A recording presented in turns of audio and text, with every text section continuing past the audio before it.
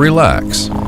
Call Roach Energy at 304-263-3329 for your propane and oil needs. Hi, my name's Corey, and I'm here at Orsini's in beautiful Martinsburg, West Virginia. We no longer specialize in only appliances. We have kitchen design, countertops, cabinets, flooring, and even a new 1,200 square foot sleep studio with brands such as Stearns & Foster, Sealy, and Tempur-Pedic. 304-267-7251, 360 Hack Wilson Way in Martinsburg.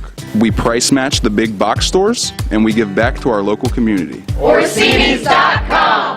I picked Shepherd University because I'm not just a number. One of the things that surprised me is how friendly everyone is. I like being able to walk down the street and have the professors recognize me by name. I'm constantly learning. But it also has taught me so much about myself and about what I want to do with my future. The location at Shepherd is amazing. Cities like Washington, D.C., Baltimore are only about an hour and a half away. You just got to see it.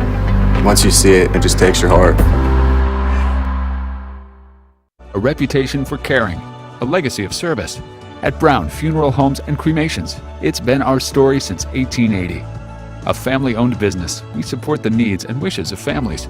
We offer traditional services, as well as many options for cremation, customized remembrances, and pre-planning.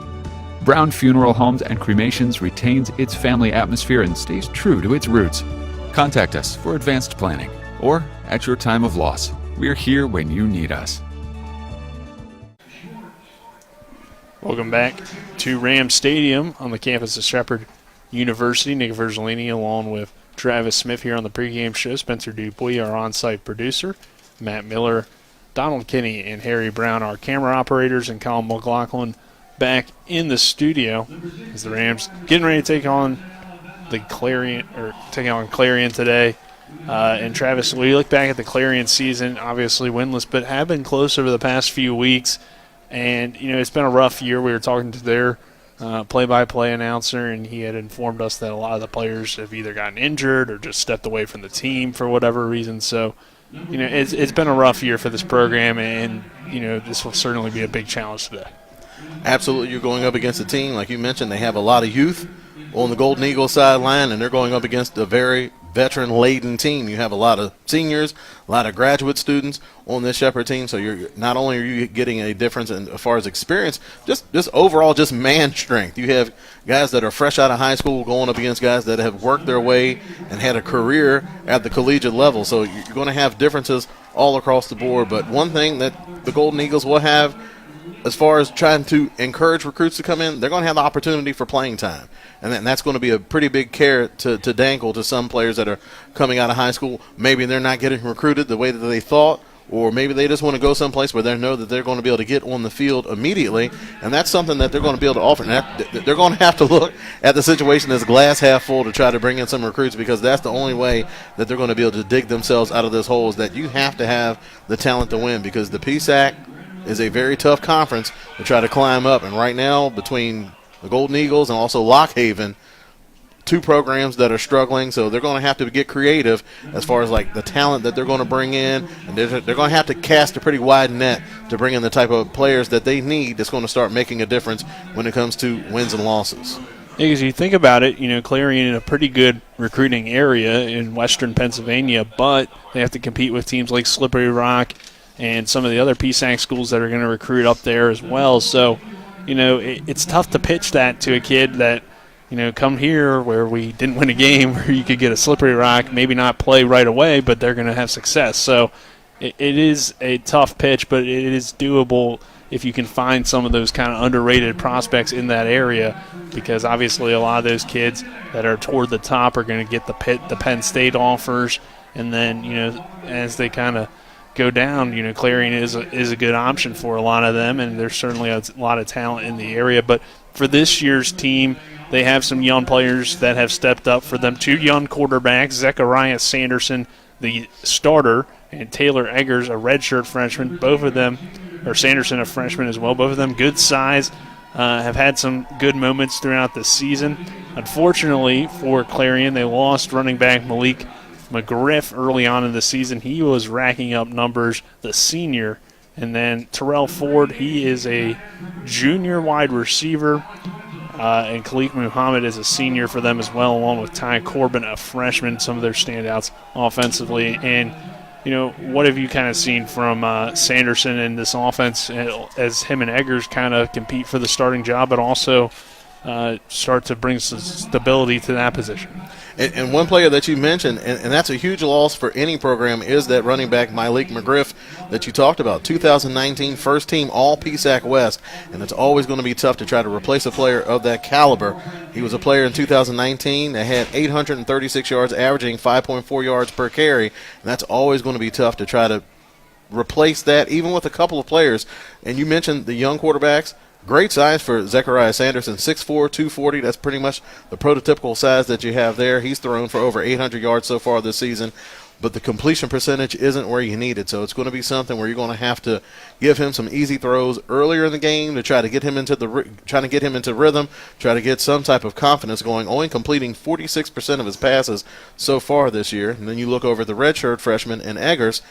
He has completed passes at a bit of a better clip. He also has good size, 6'3", 225 pounds. He's completed just a tick under 60% of his passes. He also has 8 touchdowns to 5 interceptions. So you have a couple of different options at that quarterback position, but we mentioned who's really going to step up and try to help him out on the offense. You mentioned some of those wide receivers, and that's something that they're really going to have to lean on. But any quarterback will tell you also need that running game that you're going to have to rely on to keep that defense playing honest. And defensively, Clarion has struggled this season at times. A few good games recently, but really not a whole lot stands out to you.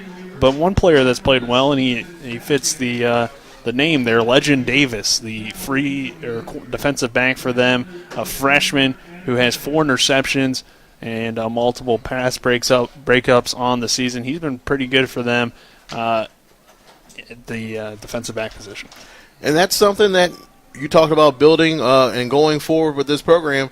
You have a young core of players that you can build around. You have some young quarterbacks. We also have a young running back we haven't mentioned yet, but you mentioned Legend Davis, the defensive back. He's 6 foot, 195-pound freshman, so he's still got plenty of years of football left in him. And he started out and he's made the most of his opportunity. 35 tackles so far on the year, 25 of those solo. In addition to those 4 interceptions, he also has 4 pass breakups. So he's somebody that's certainly a ball hawk on the back end. And his last game versus Edinburgh, had 4 tackles, 1 of those solo, and came away with 2 interceptions during that game. So this is a Clarion Golden Eagles team that they're coming around. They only allowed 357 yards last week, 3 interceptions, and 1 sack. So if you're looking to something and you want to build a team and you're trying to build it from ground up, if you could do it on the defensive side of the ball, good defense, get a running game going, you're going to be able to come away with some wins as well. So sky's the limit for the Golden Eagles, but it's going to be done as far as coaches getting out on the recruiting trail. All right, we'll take another quick break. On the other side of that break, we'll go in the huddle with Rams senior safety Ponce de Leon. This is Shepherd University Rams football on TV 10 and WRNR TV on YouTube.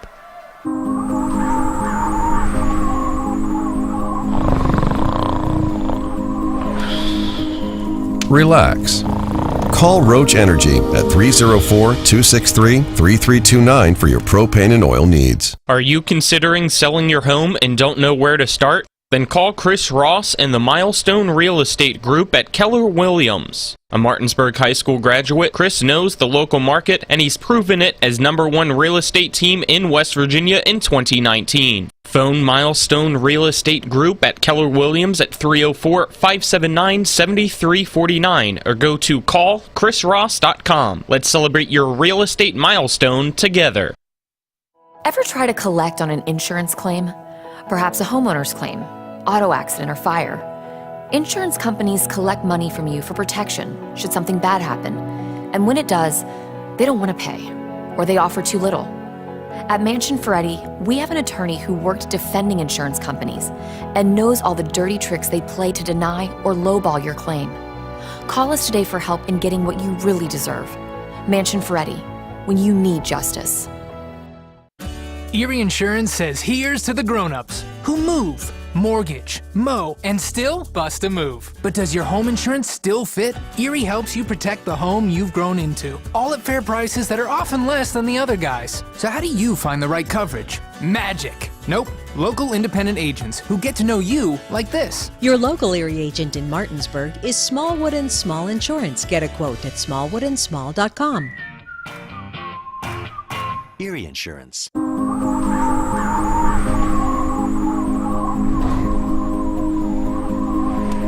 Don't get left out in the cold. Call Roach Energy at 304-263-3329 for your propane and oil needs. Welcome back to the W. Harley Miller Systems pregame show. We now go in the huddle with Rams safety Ponce de Leon. Ponce, the defense has really stepped up the past few weeks. Seemed like you guys are really starting to click. What do you think's kind of been the difference as the season's gone on? Well, I know there's just a lot of different stuff that we have to adapt to. So I know in different areas we have some younger people. But I think, with our senior captain, Chris, our linebacker, he kind of brought us all in. He was like, if we want to make it far, it's going to have to do with us. Of course, we have a great power offense that's going to score a lot of points, but we have to be able to stop teams. So just getting that swag back to our defense and just knowing that, like, if we all play with each other, communicate, just have fun. At the end of the day, it is college football, but if we're just with each other, then, it gets easier. So. What do you think were some of the keys to you guys' success last week? So with this team, we know that they had a good running back, good QB, and a good good receiver. So just being able to, one, eliminate the run and make them one-dimensional, and then taking out their top receivers, which is easy, and kind of just being physical from start to finish. Because in football, the first person to be physical kind of like wins that battle. So just keeping it up is kind of easier too. Also, our game plan was very strategic to stop them. And you mentioned Chris Lane kind of bringing the guys together. What do you think was kind of your role in that as being one of the leaders in the secondary? So with him, it's kind of like, this is how I think of it. Chris Lane is like our core of the defense, so we feed off his energy. So once I feed off his energy, then I can tell my group, like, look, guys, we play for each other. We all love each other. At the end of the day, we work the hardest on the field, so we had to be able to play. So kind of just motivating them, making sure that, we're the baddest on the team. You know what I mean?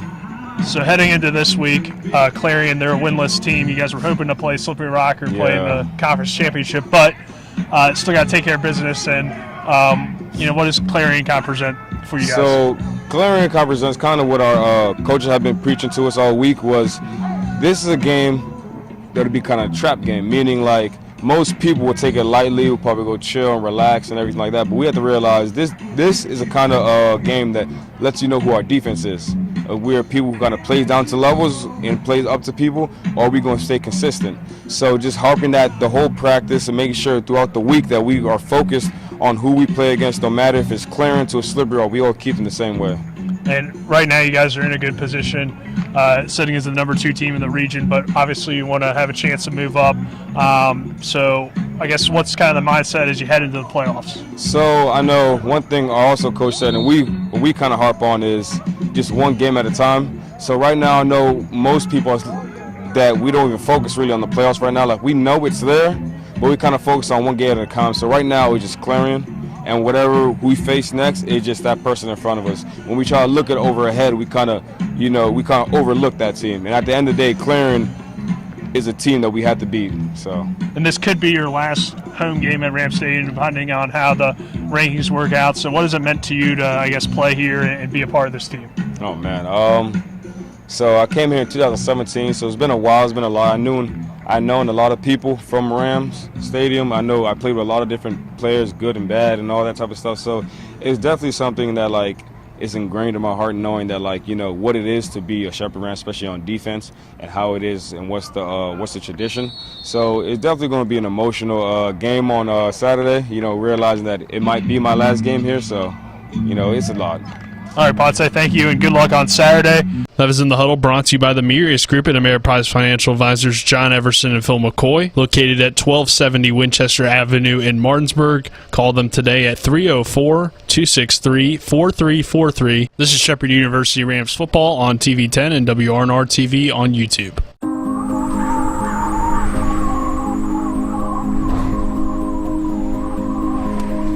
Don't hibernate this winter.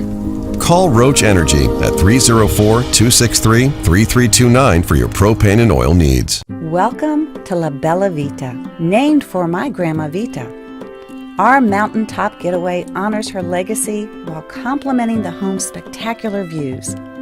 This recently renovated property boasts a breathtaking landscape of Deep Creek Lake while providing great open interior spaces for a sensational vacation. You'll immediately notice the great room allows for entertaining, dining, and relaxing after long days on the lake or skiing on the slopes of Whisk. Your family and friends will enjoy relaxing in all the open spaces. The home features 6 bedrooms, including 4 that are private suites. And each of the 4 levels of this home feature amazing visibility as far as the eye can see. Like our family, we hope you enjoy making memories here on the mountain. We love sharing the spacious, warm, and inviting home that overlooks the lake. Cheers to the beautiful life, La Bella Vita.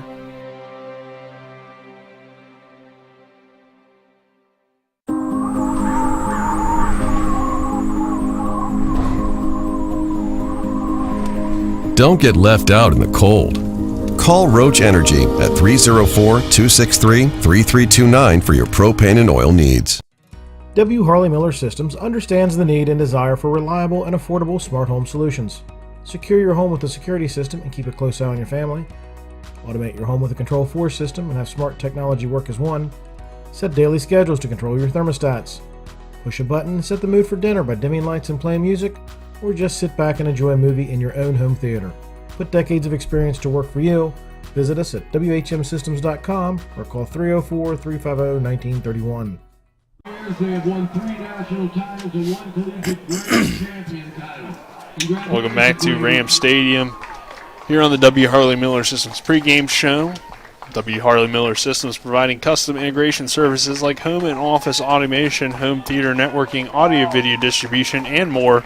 Call 304-350-1931 or visit WHMsystems.com. Nick Verzolini, Travis Smith here on the pregame show, and Travis will kind of wrap things up on the pregame as we get ready for the opening kickoff.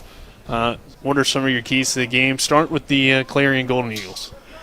I just think that they're going to have to basically throw everything at Shepherd but the kitchen sink. I think now's the time. If you have any type of trick play, now's the time to dust it off and give it a shot. You want to try to get some momentum going early in the game, so there's no reason to be bashful about it now. You need to dig deep into that bag of tricks and use anything that you can get. You're going to need momentum plays throughout this game. Try to jump out to an early lead and just hold on for dear life. You got to try to force some turnovers on the defensive side of the ball. On offense, you're just going to need big plays. Now, something that Shepherd has given up throughout the year are big plays on special teams, and that's something that the Golden Eagles are really going to have to try to take advantage of. So if you have that opportunity, you're going to have to make the most of it. Pretty much play a perfect game if you're Clarion today. Obviously, a winless team heading in, have struggled all year, and obviously this Shepherd team, a big test today as the Rams take the field here at Ram Stadium. And Travis, let's get your keys to the game for Shepherd. Just stick to what you've been doing all year long. There's no reason to switch it up. You don't want to take your foot off the gas pedal. You want to go ahead. You want to go out there, take care of business, jump on this team early. You know that their confidence has to be suffering at this point in the season. So if you're able to jump on them early, take them out of the game mentally, you don't want them hanging around and getting any type of confidence. So go out there, jump on them early, take them out of the game. That way you can start working in some of your depth. Like we mentioned on the special teams side of things, you just want to go out there and play a clean game. Let's go out there. You don't need spectacular plays on the special teams side of things. You just don't want to give up big momentum plays to your opponent. You want to keep them. You want to keep their heads down. Right now they're struggling to try to find a spark, and you don't want to give them that spark on special teams. Defense, go out there, continue to play well. They're coming off of a game last week where they really handled East Strausberg. You want to continue that and let that defensive unit start getting some confidence. They have plenty of talented pieces on that defensive side of the ball. Now you want them playing together so you can springboard yourself into hopefully for the Rams, a deep postseason run. Yeah, and obviously some key things heading into this game that will kind of determine whether or not Shepherd has home field advantage. It starts with that. Well, this game first today, Shepherd needs to win this game. But, of course, presuming if the Rams do take care of business today against winless Clarion, then they'll look toward that PSAC championship game. Kutztown hosting Slippery Rock today. And if Slippery Rock were to beat Kutztown, There's a good chance the Rams would then move into the number 1 spot. And, of course, Slippery Rock, I guess, could move up. But I think that those 2 games where you see the Rams losing to Kutztown and Slippery Rock losing to IUP, of course, Shepherd beat IUP. So it would kind of cancel each other out. And most likely the Rams would be the number 1 seed. And would then have home field advantage throughout the playoffs. And, of course, have a bye week next week as well. The Rams will turn this opening kickoff. They'll receive Tyson Bajan and the offense. The opening kickoff brought to you by the Berkeley County Health Department. Prevent, promote, protect. They're at 122 Waverly Court in Martinsburg. Call 304-263-5131. As back deep for the Rams is Zane Lewis. And we get ready to kick things off here on Senior Day for Shepherd. The final regular season home game for many talented seniors deciding to come back. A lot of them for their extra year of eligibility after last season was canceled due to the COVID-19 pandemic. Lewis is back within his own 10-yard line. Fields at about the 6. Zane Lewis across the 24, out to about the 25. Still on his feet. Spin move around the 30, and then finally brought down there on that far side. Ryan Stahl was the tackler on the play, the 6'3", 185-pound defensive back, freshman from Halifax, Pennsylvania. So the Rams will take over about the 30-yard line, and this has been the number 1 offense in the country. Jesse Correll, the offensive coordinator. I think we might see him with a head coaching job on his way. Eric Correll is what I'm calling him. Right, I like that. The Eric Correll offense on the field. Ty Hebron, a huge hole up the middle across the 35 to about the 37-yard line. Tackled by Amari Johnson, the 6'1", 225-pound senior linebacker. Coming into today's game, he had 45 tackles, 33 of those solos, 3.5 tackles for loss, including a sack and a pass breakup. So expect to hear his name a lot today. He is a tackling machine. So the Rams get out to about the 38-yard line. It'll be 2nd down and 3. Bajan takes the snap, hands it off to Hebron. Hebron slowed down and stopped. Back to the line of scrimmage. And coming up and making the tackle for Clarion was number 39. Ben Lipinski, 6'2", 210-pound freshman. Coming off of a big game last week. He had 4 tackles, 2 of those solo, also a pass breakup. So these linebackers showing that they do have an ability to play in space and knock some passes down. They're certainly going to need some of that today. They'll give him a yard on the carry, move the ball to the 39. 3rd down and 2. It's a long 2. Bajan takes the snap, dumps it down underneath to Ryan Beach, and Ryan Beach has space. Ryan Beach inside the 40 and then gets hit hard around the 36, but it's a 1st down and more for the Rams into Clarion territory. Big play, Ryan Beach making another big play for the Rams. And Drew Blond in on the tackle, on the saving tackle that time. All it was, a simple hitch route, but it's not that simple when you're trying to cover somebody as fast as Ryan Beach out there in space. That was a tough defensive assignment by Amari Johnson trying to take care of Beach in space. And that's one of the things that this Rams offense is able to do so well is run after the catch. Well, there's Beach again, slipping off tacklers inside the 30, down inside the 25 before being wrapped up and brought down by Kareem Hadman, the linebacker. Like we mentioned in the pregame, the Rams want to stick to the formula, and the winning formula for this Rams offense is getting the ball to Ryan Beach early and often. He has proven to be the catalyst for this very talented offense. 1st down and 10 from the 23 for the Rams. Gontarek and Moss go to the far side. Hebron the back. High snap. Fake it to Hebron. Roll out to the left. Looking for Gontarek. Caught. Touchdown, Shepherd. No, it's incomplete, I think. Yeah, it will be ruled incomplete. It's going to the ground. Gontarek had, or was that Moss? Like Gontarek on the play, and that's a play that they usually go to Ryan Beach on that play. That's something that they've shown throughout this season. The play that they really like is first the quarterback will fake that zone read look across his face, then he rolls out to that side, and usually there's a wheel route on the sideline, and then he's able to put it right on the money and get it down the field. He put it in the wide receiver's hands. They weren't able to come away with the catch that time. And there are a couple. Yeah, I think maybe Jonathan Moss kind of ran into Connor Lezak on that play, maybe going across the middle, and might have like Bane knees or something as Lezak able to run to the sideline, but Moss a little bit slow to get up. Moss shaking up on that last play for Shepard. And I'll walk off with help from the trainer. Get a nice tap on the helmet from Ryan Beach, and we'll have 2nd down and 10 from the 23. But if you remember back all the way to the very first game of the season, Ohio Dominican, that was one of the big plays that Ryan Beach called a touchdown on, where that zone read fake, quarterback rolls out, and he's able to run that wheel route down the sideline to get open. The ball was there, just the wide receiver wasn't able to come away with the catch. 4 wide receivers set for the Rams. Bagent will step up, dump it down underneath to Hebron, who is hit and brought down right away at around the 20-yard line. Kareem Hamden in on the tackle. The undersized linebacker, 5'8", 195-pound sophomore, but he has been around the ball all year long. Coming into today's game, 81 tackles, 47 of them solo. Certainly has a nose for the ball. Hamden has been one of the better linebackers on this defense. There's a few of them, though, that are young and talented. We've already seen Lipinski make a nice tackle. Hamden obviously active on 2 tackles so far on this drive. Bagent in the shotgun formation. It's a 4-receiver set. Josh Pulse, the lone man, to the bottom of your screen. They'll throw over the middle. Intercepted!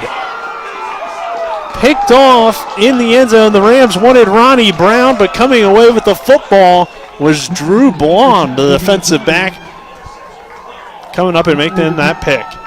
That's his 3rd interception on the season, and it was just a simple case of Tyson Bagent locking on to his wide receiver, trying to force it to the post, and the safety was sitting on it the whole time. That's one of the things that makes it difficult when you have a team that likes to spread it out and attack you vertically. Once you get down towards that goal line, things are going to get compacted. There's less space for the defense to worry about, and that time the safety just did a good job of baiting Tyson Bagent into that throw and coming away with the big interception here on the first drive. It doesn't happen very often, but as you mentioned, Bagent baited to throw that football and threw the interception. Running for Clarion was Khalil Owens. And Owens finds some nice room out to about the 19-yard line. Make it 2nd down and 4 after the 6-yard pickup. Zechariah Sanderson starting today for Clarion at quarterback.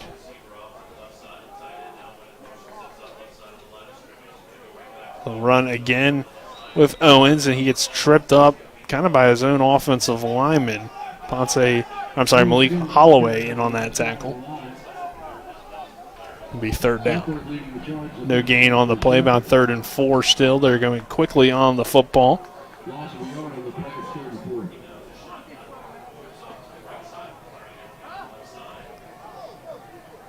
Sanderson adjusting at the line of scrimmage.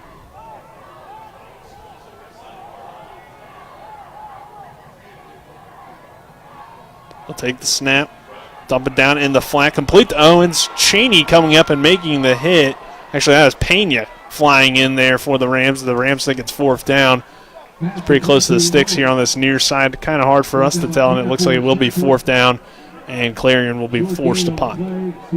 No secret where the Golden Eagles want to go, because Khalil Owens is coming off of a monster game last week versus Edinburgh. He had 32 carries for 179 yards. That's 5.6 yards per carry. And 3 touches here early on in the game. They were in a 3rd and manageable situation, but the Rams just do a good job of rallying to the football and making a tackle in space. Rams able to get a stop here, 4th down and 2. Standing back inside his own 40 is Josh Gonterick. It's a low kick. Will bounce at about the 40-yard line. Gonterick will pick it up on the run. Gonterick makes a nice cut back to the near side, then runs to the far side and is brought down around the 44-yard line.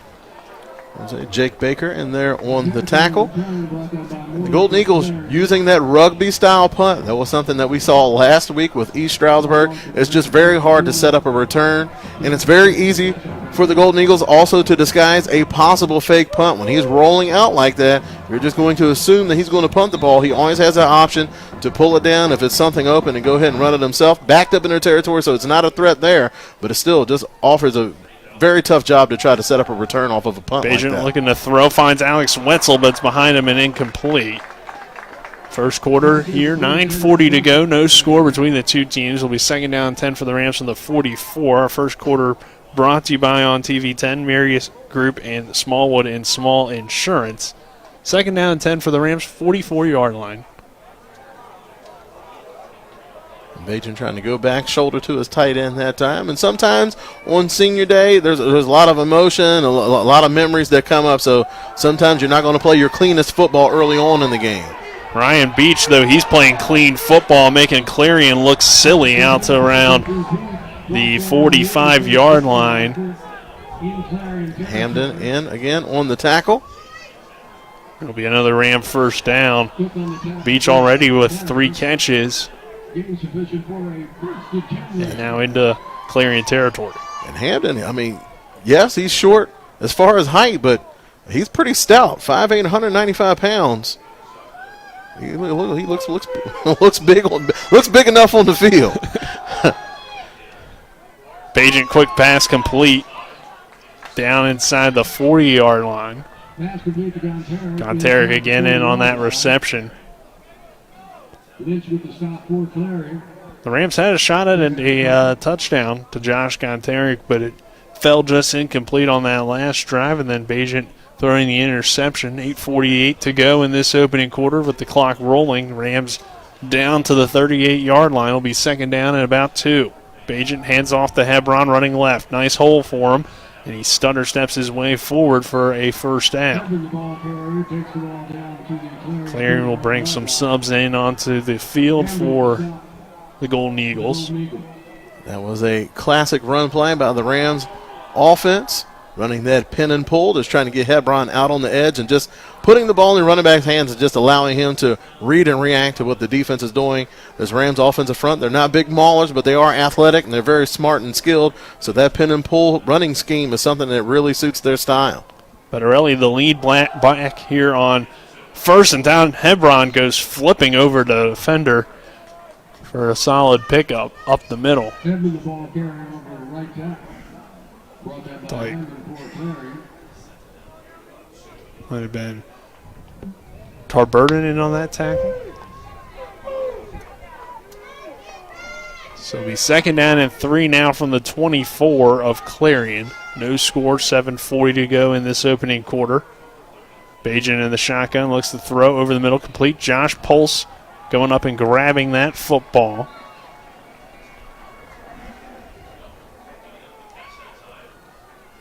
Connor Lysick in on the tackle. The 6 foot, 185-pound freshman from Cranberry Township, Pennsylvania. Pulse always a threat down here towards the red zone. A big body wide receiver does a good job of using that physicality to get in between the ball and the defender. Ronnie Brown with a big hole. Ronnie Brown will take it in untouched for the Rams' first touchdown of the afternoon. And Shepherd takes the early 6-0 lead with 7:08 to go in this first quarter. I'm talking about the physicality of Pulse. He was the wide receiver on that play that kind of sprung it for Brown as Brown was breaking off to that left sideline. He's out there directing traffic, and Pulse was out there to deliver that final block that got him into the end zone. So that's one of the many benefits of having a bigger wide receiver, is that they're also going to help you get big plays in the run game, and Pulse was able to come through for Ronnie Brown on that one. And good blocking downfield, allowing Brown to get into the end zone. Hayden August Scriven's extra point is good. 7-0 Shepherd, 7:08 to go in this first quarter. We're back in 60 seconds. Hi, this is Talk Radio WRNR and TV10's Rob Mario. My family first stayed at La Bella Vita at Deep Creek Lake in Maryland several summers ago, and we've gone back every summer since. La Bella Vita is owned by Martinsburg residents who've meticulously decorated and furnished this amazing mountaintop vacation home with breathtaking lake views that is only 2 hours away, featuring 5 bedrooms, 5.5 bathrooms, a fireplace, a large family room with an 85-inch TV, a hot tub, and multiple decks. There's lots more of the La Bella Vita experience to enjoy, including Deep Creek Lake itself, a 3,900-acre lake with 69 miles of shoreline. It's a great combination, and it's waiting for you. So take it from somebody who's been there multiple times. You are going to love staying at La Bella Vita at Deep Creek Lake. For more information, visit the Facebook page or contact Tailor Made Deep Creek Vacations and Sales or call 301-750-2182. Welcome back to Ram Stadium. Shepherd with a 7-0 lead here with 7:08 to go in this first quarter after the Ronnie Brown touchdown run. August Scriven will kick it away. And it'll be a fair catch by Clarion, so they'll take over at the 25.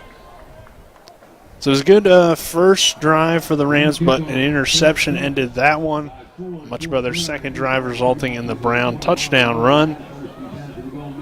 And Shepherd able to take this 7-0 lead here now with 7:08 to go in this first quarter. Clarion back on the field offensively, and it was a heavy dose of Owens on that first drive, and we'll see if that continues to begin this second drive for Clarion.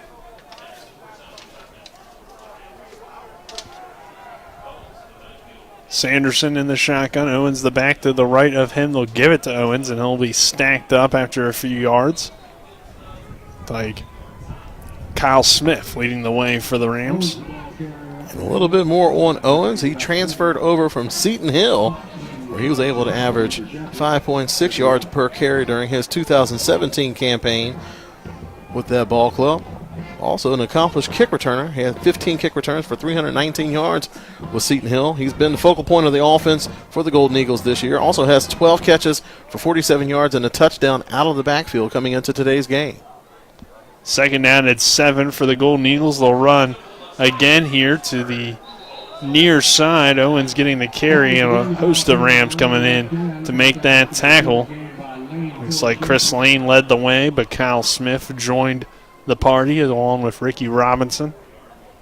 That's one of the things that this Rams defense is able to do so well, is that they run to the football like nobody's business. I mean, they are really good. It looked like there was a hole there for a split second, but it didn't take any time for that Rams defense to rally and close up that hole. Yeah, it's tough to get to the outside against Shepherd. Here's a dump down incomplete behind the intended receiver, Terrell Ford.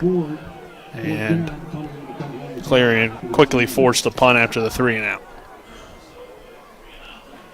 It's going to be a tough catch for anybody to make that one pretty much on it. He hit him on his hip on that play, and he's running full speed away from the ball, so that's going to be tough for him to reach back and make that kind of catch. Might have been even lower than the hip area because it was definitely pretty low. Tough catch to make, but Gontarek standing back now at his own 30. Punter struggles to pick up the football. Now he'll be forced to run. He's going to get the first down. Not what Clarion necessarily drew up, but they'll take it as running for the first down, Ryan Barr showing some athleticism out of the punter. Now everybody loves it. He's like, hey, that's how we drew it up. He's probably lobbying the coach for that play all year long. He's like, coach, it's there. Drop the punt or drop the snap, pick it up and run. Just has to evade one defender. Maybe Ryan Barr play a little bit of wide receiver later in this season. Well, this is the last game of the season, but maybe next season. Sanderson takes the snap. They'll give to Owens. Owens gets stuffed up the middle. Corey Shell leading the way for Shepherd, along with Robinson in there as well. With about 5 minutes to go in this first quarter, 7-0 Shepherd, second down and 10, but a huge first down pickup by the punter, Ryan Barr. You know, and having a season like this, it's small, like goofy plays like that you can kind of look at and be like, look, these young men are still enjoying the game of football, and honestly, that's what you want out of them. So those are one of the things that you can look back and be like, you know what, we did have a little bit of fun. Sanderson throws, complete, tight window, good pass. McDade in the coverage, and it looked like another first down here for Clarion.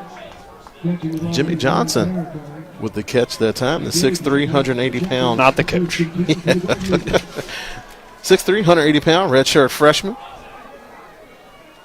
Using that big body to get in between the ball and the defender. First and 10 now from the 47 for Clarion. Building a little bit of momentum on this drive after Barr picked up that first down on not exactly how they expected to get that first down, and some good plays here from the Golden Eagles. First and 10 now from the 47. High snap. Sanderson throws incomplete behind his intended receiver. Kind of got it out a little bit quickly and didn't quite I guess, connect with or time up that route. Again, intended for that time Sheeler. You can just tell it's just a quarterback looking for his rhythm. You run that RPO style action where he pulls off the run fake, and you want to get the ball out quickly, but you still need to give your wide receiver enough time to run the route. 2nd and 10 from the 47. Here's the deep ball, incomplete. He wanted Ford, the junior, but pass led him too far and out of bounds. John Chaney was the man in coverage. Will be 3rd down and 10. Sanderson takes a big hit on that play. He's coming off of a game where he was sacked 3 times last week going against Edinboro. He is a big fella, so he could take some hits, but you certainly don't want your quarterback taking hits like that this early in the game. Yeah, then they start to get that happy feet there in the pocket, and you don't really want that. There's a delayed handoff to Owens, and it looked like it was going to work initially, but Holloway getting off his block along with Addison for the Rams and making that tackle. Short of the 1st down, but in this situation, they might go for it. It looks like they're going to bring the punting unit on, though, now. Sanderson, he wanted to go for it. He was trying to wave off the punting unit, but you can see the Golden Eagles coaching staff just wanting to play this conservative. They're doing things that they feel necessary to try to, one, help their quarterback out, and you want to try to put him in a position to be successful. So they've used RPO, they've leaned on the running game, they've done dump-offs to the running back. So you can certainly see what the Golden Eagles are trying to do and trying to help out their quarterback. Sometimes just easier said than done, especially when you're going up against a defensive unit like the Rams. High snap the bar. Gets the punt down. It's a good punt. Bounces around the 15-yard line and rolls inside the 10 to about the 8. Barr's feeling it. Hey, he's picked up a 1st down with his legs. He's had some good punts. There you go. Pins him inside the 10. He's doing his part. So it'll be 1st and 10 for the Rams from the 7-yard line with about 2:54 remaining in this opening quarter. It's 7-0 Shepherd. And of course, you flip the field there, so that goes into that decision to not go for it. And obviously, it's 4th and 9. If it's maybe 4th and 4, or 4th and 5 or less, you probably think about it. But in that situation, you want to flip the field and give Shepherd a tougher situation. But Gonteric, if he could have hauled that one in, would have been off to the races. Pass a little bit behind, but certainly catchable. And, all he had to do was beat Connor Lezak, and it would have been 6. And like you mentioned, electing to punt the ball, you could tell this Clarion coaching staff, they're playing the game. They're going out there with a sense of urgency, but they're not hitting the panic button right away. It's like it's only 7-0. We're going to coach this football game the way the situation dictates. So it's a smart move. You're putting your team in a good position to try to be successful. You're making a good offense have to march the length of the field. So you can't knock the decision. He's like a true freshman with a tough assignment today on the outside, and Josh Gonteric. They'll run here for a solid pickup. Looked like it was Chance Schwartz in on that carry. So the Rams using all 3 of their backs early on. Ronnie Brown with the lone touchdown run. We've seen Hebron do some nice things. And now Schwartz, the more physical, more power back, getting a carry there to bring it to 3rd down and 4. Pick up 6 on 2nd down from the 13. 2:20 to go in this first quarter. 7-0 Shepherd. Bajent adjusting at the line of scrimmage with a 5-wide set. Bajent takes the snap, has time to throw, completes underneath for a 1st down, and making the catch for the Rams, Brian Walker, the big tight end. Able to haul that one in. That's one of the things that this Rams offense is able to do is to get the matchups that they like. They like looking for those mismatches. So you're able to get Walker matched up one-on-one against Hamden. That's given up a lot of size that time. Like we mentioned, Hamden, 5'8", 195 pounds, trying to guard Brian Walker, 6'5", 240 pounds out in space. That's a mismatch that you could take advantage of all day. Nice hole initially for Chance Schwartz, but a good pursuit by Clarion. Daryl Davis making that tackle, the sophomore. And Schwartz kind of hesitating getting into the hole that time. That's usually not like him. He's usually very physical in between the tackles. Still picks up 6. But, yeah, it seemed like there was a big hole, and then Davis kind of getting on his motor, able to chase him down. So 2nd down and 4 from the 32. 7-0 Shepherd, 1:18 rolling off that clock here in this first quarter. Bajent wants to go deep over the middle for Greg Leonard. It's just off of the fingertips and incomplete. Again, the D post has been there the past couple times that they've gone to it. And 2 drops. Yeah, they're picking on Lezak early in this game, and again, he was beat there, but the Rams receivers unable to haul in the football, which is very uncharacteristic of them. But it seems like the last few weeks they've had some issues on connecting on some plays that were there over the middle. They'll send Gontarek in motion here. Bajent will throw quickly to the outside, complete to Jonathan Moss. He makes the catch and picks up the first down. Moving the ball to the 38-yard line. And it seemed last week that the sun was an issue for the wide receivers because when they're going from left to right, going into that end zone that's towards the road, they're having to look back, and they're usually having to look back into the sun, but it doesn't seem like that's the issue today. There's a little bit of cloud cover out there on the field. It's just 2 wide open drops, and that first drop in the game kind of led to that interception early on, so Rams got to clean it up a little bit. They'll run here with Brown, and he does not find any room. Loss of a couple. Amari Johnson in on the tackle. Schwartz, excuse me. So ball will be moved back to the 37. It's a loss of 1 on the play. It'll be 2nd and 11 for the Rams. And they're going to let it roll to the second quarter. So 7-0 Shepherd here, and Clarion sticking around early on and fighting on both sides of the football. We'll take a 1-minute break and then be back for the second quarter. This is Shepherd University Rams football on WRNR TV on YouTube and TV 10 on Comcast Channel 10 in Martinsburg. When will I be able to retire? How do I make the most of the money I have? How do I leave a lasting legacy to my loved ones? I'm Philip McCoy, financial advisor with the Mirius Group, a private wealth advisory practice of Ameriprise Financial Services Incorporated. Call us today at 304-263-4343 to help you make the most of your financial future. Our office is located at 1270 Winchester Avenue, Martinsburg, West Virginia. Ameriprise Financial Services Incorporated, member FINRA and SIPC. Ever try to collect on an insurance claim? Perhaps a homeowner's claim, auto accident, or fire. Insurance companies collect money from you for protection should something bad happen. And when it does, they don't want to pay, or they offer too little. At Mansion Ferretti, we have an attorney who worked defending insurance companies and knows all the dirty tricks they play to deny or lowball your claim. Call us today for help in getting what you really deserve. Mansion Ferretti, when you need justice.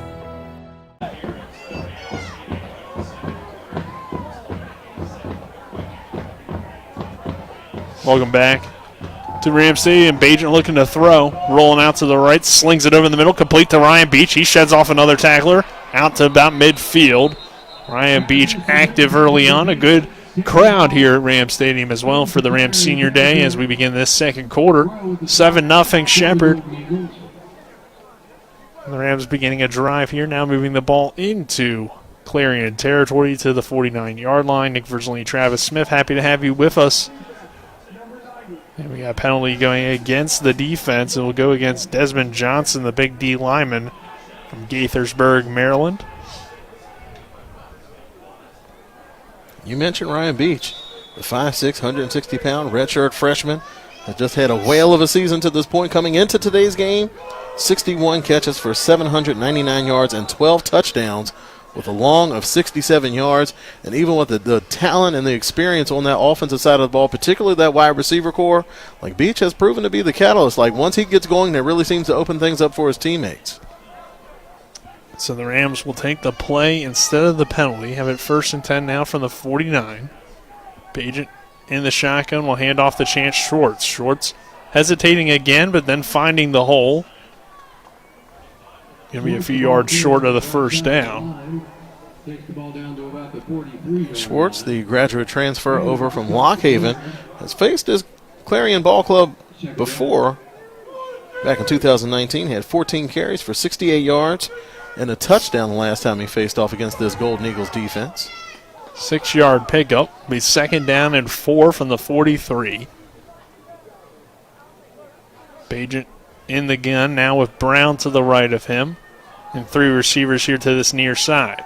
Bajent looking to throw. Has time. Throws over the middle. Incomplete. Intended for Brian Walker. Good coverage on the play by Drew Blanc.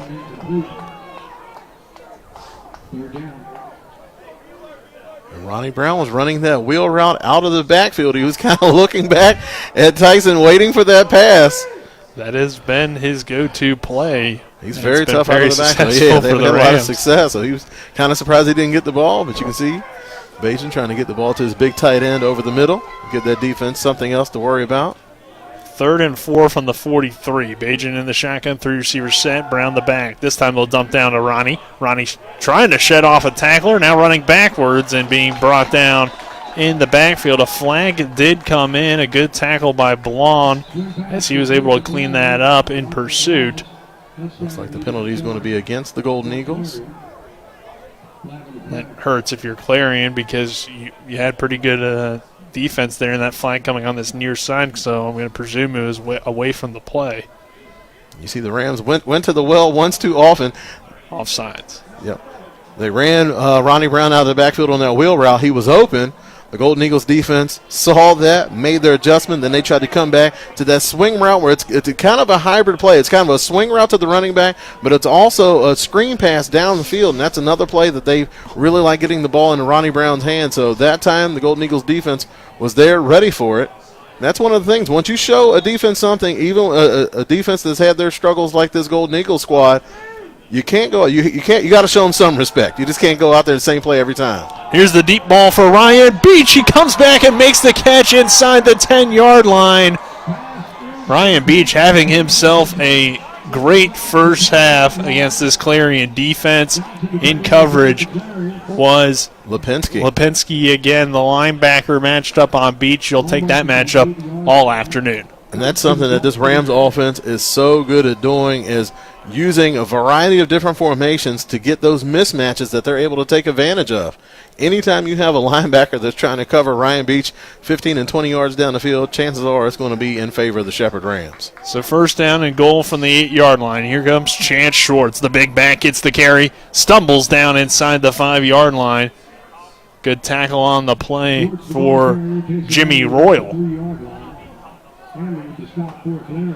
Now you're starting to see Schwartz get a little bit warmed up, a little bit more comfortable, hitting the hole a little quicker that time, letting that offensive line doing their job. They're running that zone run scheme up front, so they're washing that defensive front down. Schwartz is able to press the hole, put his foot in the ground, and cut it back against the grain and pick up a big chunk on 1st down. Well, this is his comfort zone, the red zone.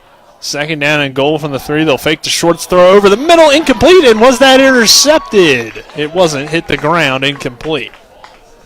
Tough pass there. Bajan trying to go over the middle to Alex Wenzel, but several white jerseys in the area, and Clarion breaks it up. Will be 3rd and goal. And that's the thing with a lot of these Shepherd Ram run plays. A lot of times there's an RPO element that's built into it. I know a lot of times that term gets thrown around. The Rams primarily use it basically like a play-action pass. But a lot of those run plays, it gives that quarterback the option to pull it and look for the pass, and Tyson Bajan, he is not shy. He's going to look for that touchdown pass most of the time. Most of the time, he's successful. Schwartz the back to the left of Bajan. They'll fake it to him again. Now roll out to the right. Bajan looking, no one open. And we'll just have to throw it to the back of the end zone. And did he make the catch? He did not. But kind of had an opportunity, did Gontarek there at that last second to maybe haul in that football, but would have been very tough to get a foot in. And sometimes you just got to line up and pound it in. Yeah. I know you have a quarterback and you want him to get his numbers, but, I mean, just you have a stable of very good running backs. You got good fullbacks. You have good tight ends. Sometimes you ain't got to get fancy about it. Line up, mash it in the end zone, and start trying to put this game away. You don't want to let this ball club hang around. Especially because you had a solid run on 1st and goal, get picked up about 5 yards, and August Scriven, his field goal is good. He doesn't get to do those very often with the Rams offense, but it is 10-0 Shepherd now with 11:54 to go in the 2nd quarter. We're back in 60 seconds. Welcome to La Bella Vita, named for my Grandma Vita. Our mountaintop getaway honors her legacy while complementing the home's spectacular views. This recently renovated property boasts a breathtaking landscape of Deep Creek Lake while providing great open interior spaces for a sensational vacation. You'll immediately notice the great room allows for entertaining, dining, and relaxing after long days on the lake or skiing on the slopes of Wisp. Your family and friends will enjoy relaxing in all the open spaces. The home features 6 bedrooms, including 4 that are private suites. And each of the 4 levels of this home feature amazing visibility as far as the eye can see. Like our family, we hope you enjoy making memories here on the mountain. We love sharing the spacious, warm, and inviting home that overlooks the lake. Cheers to the beautiful life, La Bella Vita.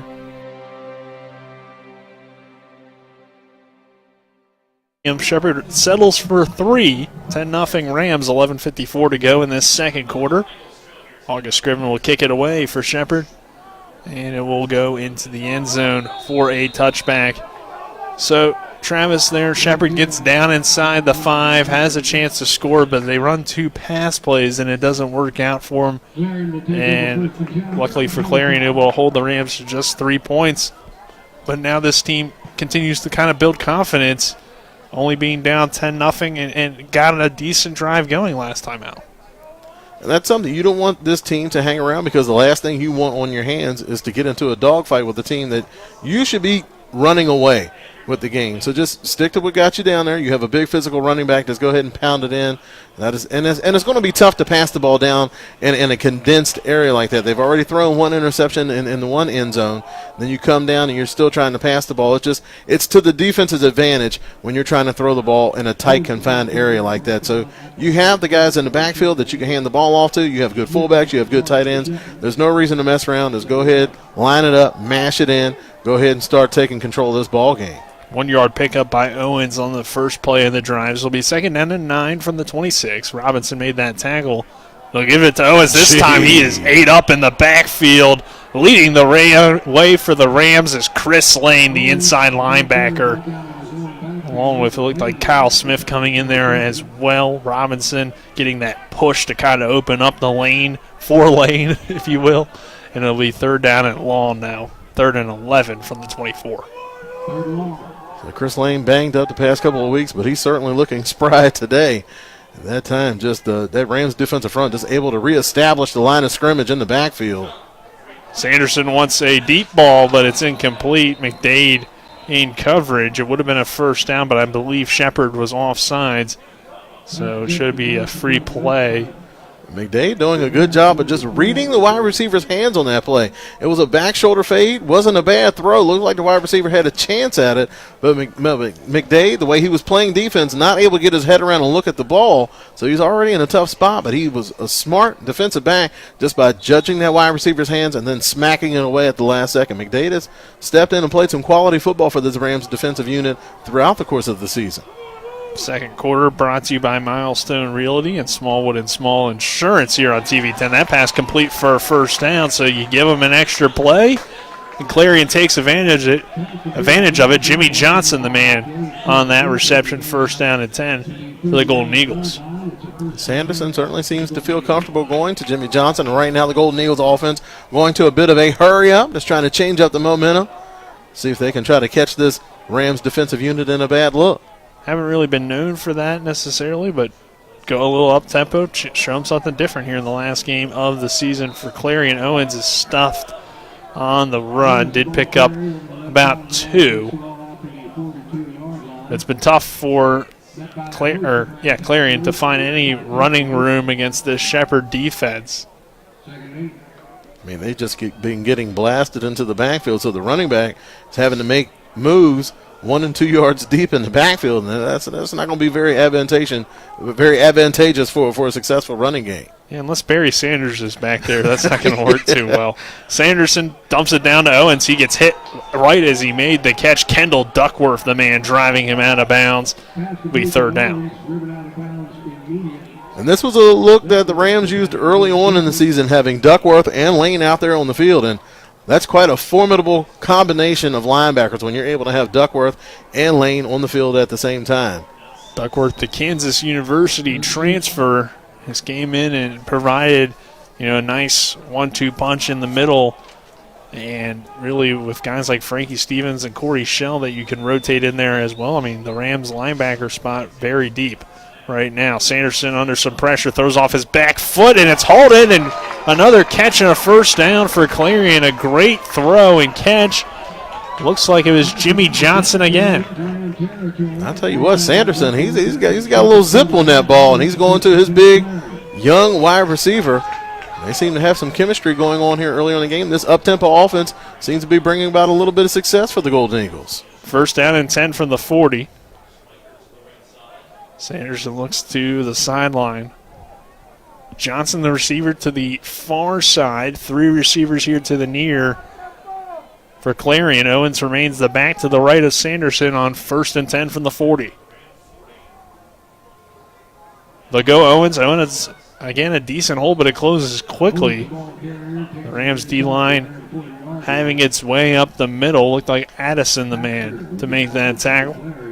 Juwan Addison, Ricky Robinson, 2 of the seniors being honored today. Addison, a grad senior. Robinson, also a grad senior. Both of them doing their job early on in this ball game in that interior defensive line. 2nd down and 8 now from the 38. Sanderson looking to throw, has some time. Intercepted. What a play. Was that Kendall Duckworth making the pick? I believe it was. Duckworth, just an incredible play. He's going out into the flat to take care of the running back, and the quarterback tried to zip it in behind him, trying to squeeze it in there to the wide receiver, and Kendall Duckworth was having none of it. Basically doing a 360, able to snag the ball behind him. Tremendous hands, tremendous instinctual play that time by Duckworth. We know he's stout going against the run, but that time showing his prowess as far as pass coverage on that play. Sanderson just trying to go to the well once too often that time, just trying to squeeze it in to that young wide receiver once again. Yeah, we haven't really seen Duckworth make a ton of plays in coverage, but they're a great play by him making that catch. They'll run Ronnie Brown here to the near side. Brown stumbling, but still staying on his feet, spinning out of a tackle at midfield and going out of bounds. Finally being forced out here on this near side. Ronnie a little bit gimpy after that run. Forced out on the play by Petula.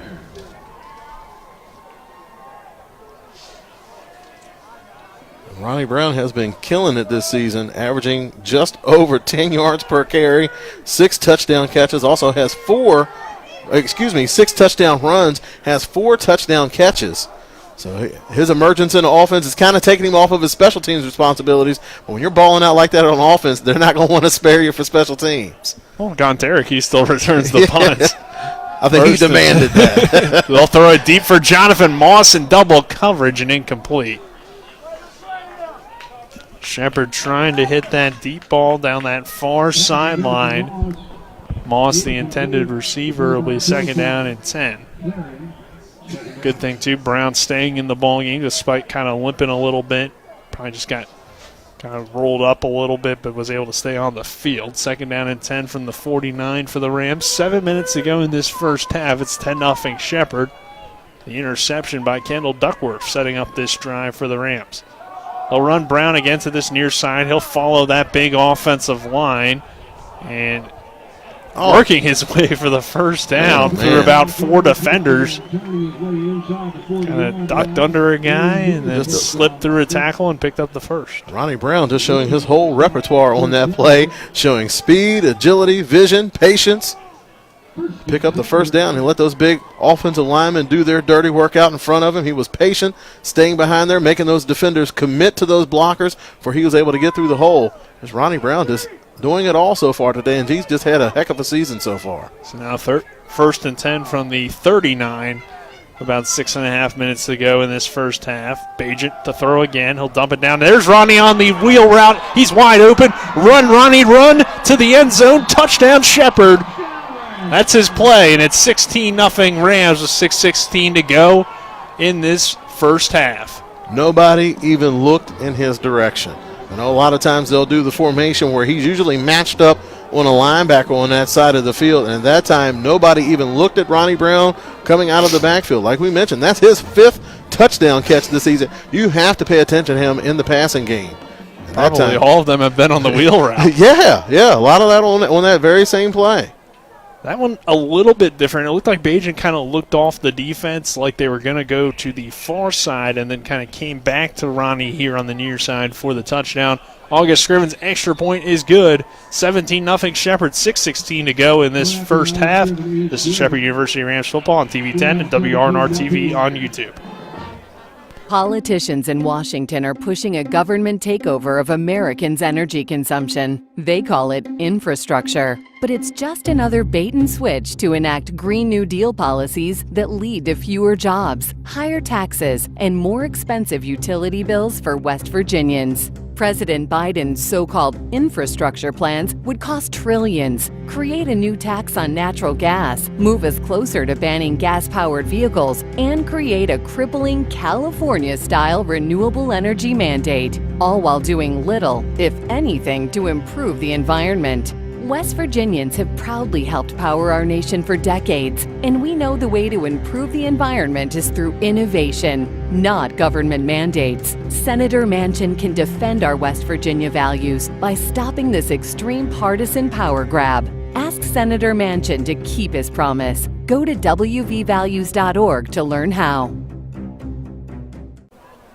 Welcome back to Rams Stadium. Shepherd with the 17-0 lead. Here is 6:16 to go in this first half. The drive set up by Kendall Duckworth interception. It's capped off by the Ronnie Brown touchdown reception. And the Rams with that 17-0 lead, Travis. And, it seems like they might have settled in a little bit. And Clarion got it going on that last drive, but the turnover definitely hurting. And kind of the difference between these two teams, it seems like when you're a young, inexperienced team, turnovers can kind of hurt you, and you have a very thin leash. Very thin margin of error, absolutely. Yeah. You mentioned Duckworth with the interception. That was my nominee for electrifying play of the game. Brought to you by Orsini's Home Store, not just an appliance store any longer. You can check them out at 360 Hack Wilson Way in Martinsburg, or you can go online at Orsinis.com. But that was a difficult catch for anybody, let alone a linebacker. Yeah. Sheeler with the reception here. He moves it to the near side, pushed out by John Cheney. Will be second down and 3 now from the 31. 4 receivers set for the Golden Eagles. They'll run with Owens, and again, he is stopped quickly. Jawan Addison, been calling his name a lot, up the middle for the Rams and making the tackle. So it's been tough to find any running room for Owens, and they already have kind of abandoned the outside run because of the Shepherd speed, and the inside they're just not getting much of a push on Addison and Robinson and Holloway up front. 3rd and 4 here from the 31. Sanderson takes the snap, throws quickly, nearly intercepted again. Pass broken up and incomplete. Good coverage on the play by Corey Shell. He'll be 4th and 4, and quickly a 3-and-out for Clarion. They'll be forced to punt. And we talk about the youth that's on this Golden Eagles sideline. In some positions, you can kind of get away with it. You can get away with it at wide receiver or even running back because it's such an instinctual position, or even in the defensive backfield because you're relying basically on speed and quickness. One place you really don't want that kind of youth is in the trenches. And you look at this Golden Eagles offensive line, freshman, redshirt sophomore, freshman. They got 1 senior at right tackle. So, I mean, they're just so young up front, and they're just getting dominated at the point of attack. Bars punt, good kick. Once again, we'll bounce around the 41 and take a very favorable bounce for Clarion. It looked like that was going to dip out of bounds, but then it kind of headed more toward the middle of the field and continued to roll. So a pretty good punt there by Barr. And the Rams are set up at the, let's see where they spot it officially, 28-yard line.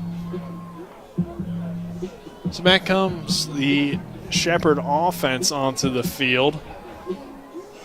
And this is where things are really going to get tough for this defensive unit because they've had some good stops. They've played stout in areas, but now that they're just going to be on the field for so long against a talented group, it's only a matter of time before the floodgates burst open.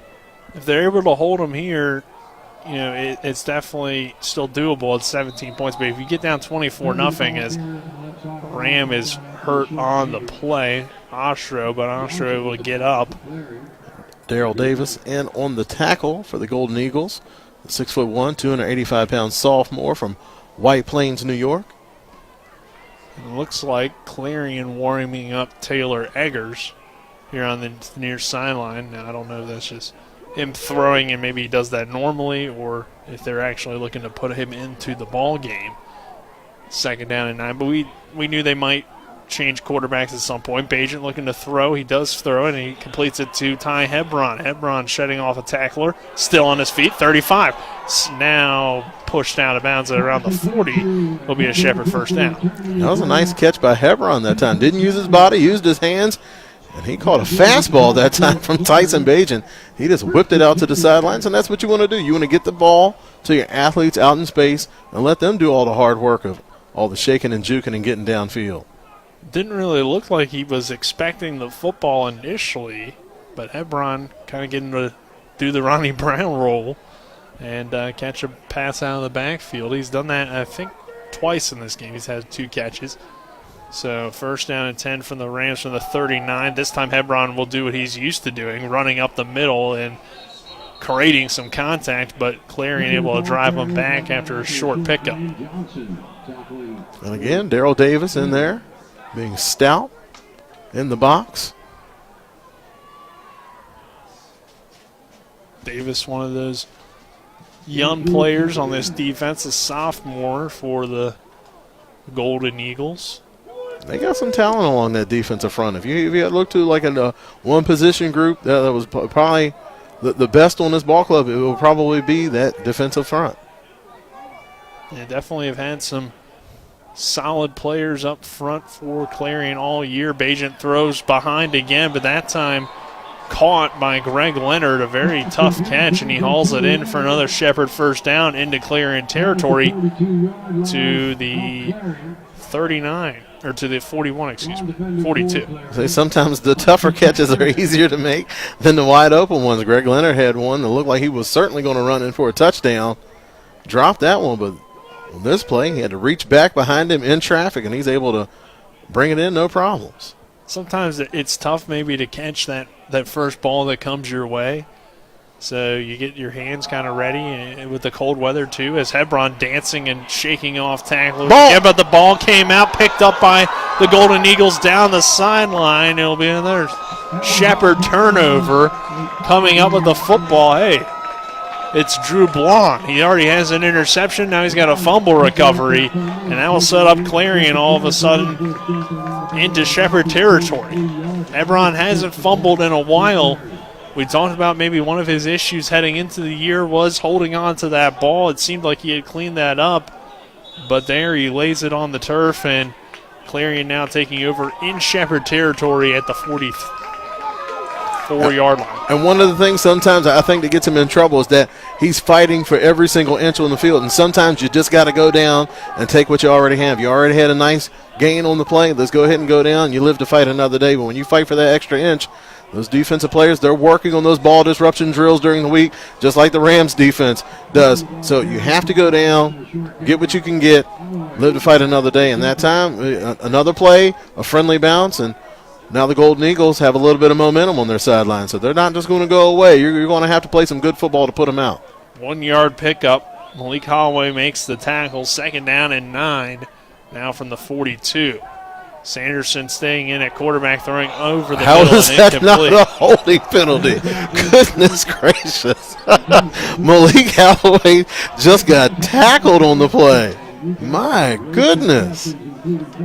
Lucas Nunez. He got away with one. Luckily for the Rams, it was incomplete. Holloway coming off that edge. So it'll be 3rd down and 9. See if Shepherd maybe brings some pressure on Sanderson here. With 1:41 to go in this first half. Pass is deflected and incomplete. Ponce de Leon in coverage for Shepherd. Intended pass for Terrell Ford. That time Nunez had to pay the price. He didn't get the penalty, but Kyle Smith lined up on him and straight bull rushed him back into the quarterback, knocking his timing off that play. But wow. I don't know what the referees are looking for. If that's not a holding, I don't know what they're looking for a holding penalty. My goodness, yes. He almost snatched his jersey off on the play. 4th down and 10. It is in the middle of the field, too. It wasn't like it. And there are 2 officials standing right there. There's 2 officials standing right there. I don't know how you missed that. High snap. Barr, though, handles it cleanly. Punts it. Again, a good one inside about the 10-yard line. Gonteric fielding on the fair catch. 1:33 to go in this first half, so the fumble by Hebron doesn't hurt the Rams. They force a 3-and-out defensively. Barr enjoying his punt. There you go. Young man's got a little swagger. Like I said, when you're struggling like this, you're looking for any bright spot that you can, and Barr has been that bright spot for the Golden Eagles so far. He's feeling good. You don't have a whole lot of offensive success. The punter gets a lot of reps. He's going to get a lot of work. He's going to get a lot of work. He's bound to have a good season, right? I mean, he's out there all the time. He's going to get the Tressway Award. First down and 10. Dump it underneath to Chance Schwartz. Schwartz showing his ability to catch the ball out of the backfield. Quickly, the Rams move out of their own territory to about the 22. First down and 10.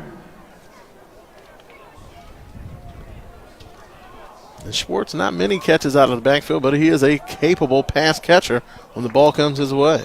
That one just off the hands of Greg Leonard and incomplete. Will be second down and 10. Bajent frustrated with that ball. Knew he had Leonard underneath, and if he's able to put it on him, Greg certainly has the ability to cut it upfield and make a play. So it'll be second and 10 now from the 22. 1:14 to go in this first half. Bajent in the shotgun.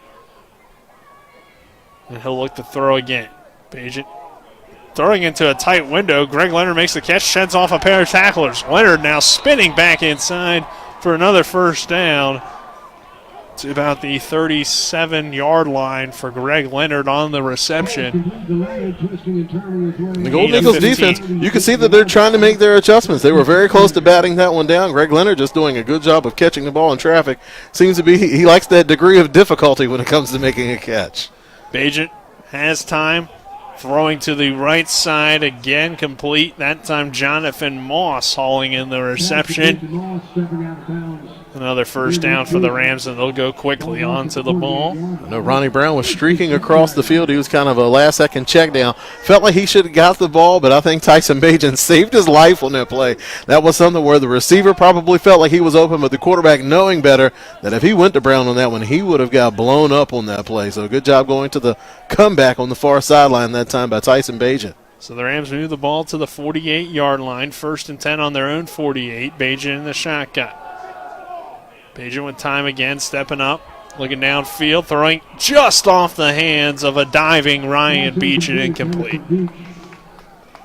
There's no doubting Tyson Bajent's arm strength, but today it just seems like there's some extra zip, there's some extra velocity on the ball here today. This game, first half, kind of shaping up a lot like the Bloomsburg game, where you knew the Rams had a better ball club, where they weren't really able to impose their will in the first half, but you kind of got a feeling that the Rams are going to go in, halftime, make their adjustments, and really take control of this ball game in the second half. Yeah, a couple of turnovers seem to be holding the Rams back from having a bigger lead here at the half, but still some time to get points before halftime. Bajent throws over the middle, incomplete to Ryan Beach again. Another first down into Clarion territory. Down to about the 39-yard line. Oh, it's going to be a timeout on the play. 37 seconds. Timeout. We'll take a 30-second break. This is Shepherd University Rams football on TV 10. Erie Insurance says here's to the grown-ups who move, mortgage, mow, and still bust a move. But does your home insurance still fit? Erie helps you protect the home you've grown into, all at fair prices that are often less than the other guys. So how do you find the right coverage? Magic. Nope. Local independent agents who get to know you like this. Your local Erie agent in Martinsburg is Smallwood & Small Insurance. Get a quote at smallwoodandsmall.com. Erie Insurance. Welcome back to Ram Stadium. Nick Verzolini and Travis Smith here on the call. 17-0 Shepherd. 37 seconds to go in this first half. Yeah, first down and 10 from the 39-yard line. The Rams using their first timeout. Still have 2 remaining here with 37 seconds, so in a pretty good position. Bajent in the shotgun. Steps up. Throws underneath, complete to Josh Gonteric. Gonteric in space and dangerous inside the 10-yard line. Down that far sideline with Josh Gonteric. One of the many seniors getting honored today for Shepherd, and the Rams pick up another first down now. First down and goal to go. And Wade Kerstetter in on the tackle. The 6', 205 linebacker, freshman from Shamokin, Pennsylvania. So on the first down, too, the Rams stomp the clock. Be first and goal from the 9, 29 seconds to go. Plenty of time to get into the end zone. Bajent looking to throw again. This time steps up, jump pass, incomplete. A little bit of a dangerous throw there by Tyson Bajent. Trying to connect with Ronnie Brown over the middle, but it fell incompletely. Second down and goal from the 9 with 23 seconds to go. A little bit of pressure from that defensive front, just collapsing the pocket, forcing Tyson Bajent to step up. Just kind of threw off the timing just enough where he wasn't able to step up and throw the ball on time. 3 receivers set. Beach Gonteric to the near side. Bajent with Moss to the far side. Bajent throws over the middle, back in the end zone, incomplete. He wanted Ryan Beach. It's been a popular play for the Rams all season, but that one broken up. And Legend Davis almost coming up with his 5th interception of the season. The Clarion defense, they have some ball hawks on the back end, and they're particularly tough once you get down close to the red zone. And that defense can get compacted. They're not having to cover as much space, so that Rams' speed advantage really isn't as big or as glaring once you get down this close. It's more about how you're going to be able to work in space, and right now the Golden Eagles defense seems like they got some playmakers when you get them packed down in there like that. Moss Gonteric beats the receivers. Bajent throws, end zone caught. Josh Gonteric, touchdown Rams, 23-0 with 14 seconds to go in this first half.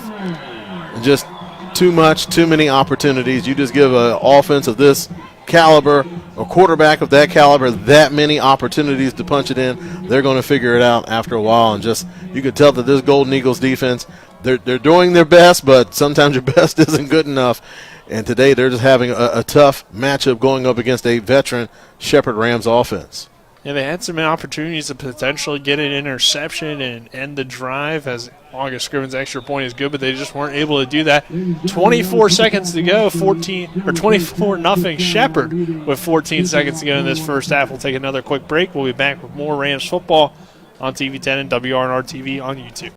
The right attorney can make all the difference in the outcome of your case. I called Sutton and Janelle, the best lawyers you could ask for. Sutton and Janelle Attorneys at Law. 70 years of collective legal experience. Family law, criminal defense, DUI, personal injury, and mediation. Sutton and Janelle got the most favorable outcome I could have expected. Visit Sutton and Janelle's new historic location, 224 West King Street in Martinsburg. Online at suttonandjanelle.com. Sutton and Janelle Attorneys at Law. They value your rights and are passionate about your success. W. Harley Miller Systems understands the need and desire for reliable and affordable smart home solutions. Secure your home with a security system and keep a close eye on your family. Automate your home with a Control4 system and have smart technology work as one. Set daily schedules to control your thermostats. Push a button and set the mood for dinner by dimming lights and playing music, or just sit back and enjoy a movie in your own home theater. Put decades of experience to work for you. Visit us at WHMsystems.com or call 304-350-1931. 4-0 Shepherd. They'll kick it off here, just a few seconds to go before halftime. About 14 to go, and they'll field it with Ford. Ford running to the far side, now cutting back to the near side, not finding any room, and Shepherd special teams unit able to come up and make that tackle. So 5 seconds to go here. Sanderson in the offense back on the field. Clarion gets the ball to start the second half, so I wouldn't expect anything here with 5 seconds and the ball around the 10-yard line. And you're down 24-0. Obviously, you wouldn't want to turn it over and set up Shepherd or potentially give up another touchdown before halftime. So don't expect much here from the Golden Eagles. Say a quick handoff to Khalil Owens. Maybe you pop something. But like you said, you don't want to risk it down this close to your own goal line. So we'll go to Owens, and Owens doesn't find much room, but that'll be the final play of the first half. 24-0 Shepherd. The Rams, with a really solid second quarter, able to build some momentum despite some turnovers. It hasn't been a completely great first half, but still a 24-0 lead. We'll take a quick break, then we'll have the Mansion Freddy halftime show on the other side of this break. This is Shepherd University Rams football on TV 10 and WRNR TV on YouTube. This is Eric at Hagerstown Ford. Over the last decade, the way we buy things have evolved. Now, you get on your phone, click Want It, and it shows up at your front door. At Hagerstown Ford, it is that convenient. We've changed the car buying experience on the I-81 corridor forever. And with a return policy better than Walmart, there's absolutely no reason to buy a new or used car, truck, or SUV anywhere else.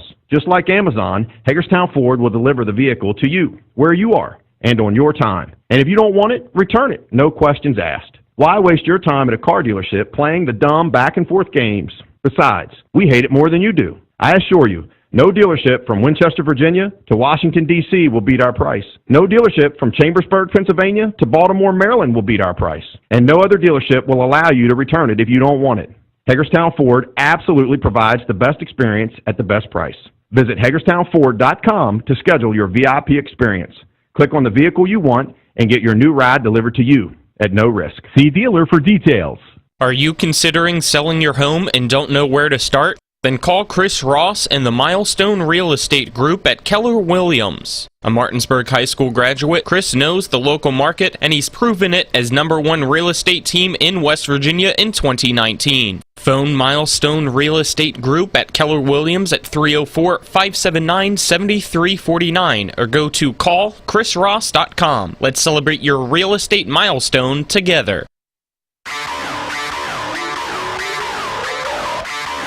We're at the half. Time for a scoring recap, stats and analysis, scores from around the PSAC and Super Region 1, the Division I Top 25, and the latest on the West Virginia University Mountaineers and Marshall University Thundering Herd. Let's get it started as we go back to the field and rejoin our TV 10 broadcast team.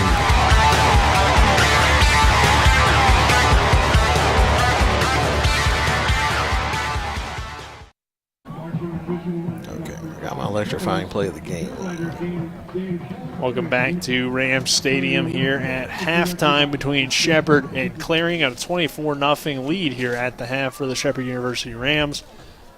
On Senior Day, the Rams honoring their seniors before the game and looking to go out on a win, at least in the regular season home games, because, well, as we noted in the pregame, Travis, if the Rams were to win today, and, of course, if Kutztown were to lose the PSAC championship to Slippery Rock, there's a good chance Shepherd ends up with that 1 seed. Either way, they're probably going to get a home game, but would then have home field advantage throughout the postseason and have a bye week next week, which would be helpful to get some guys back and get healthy heading into the playoffs as well.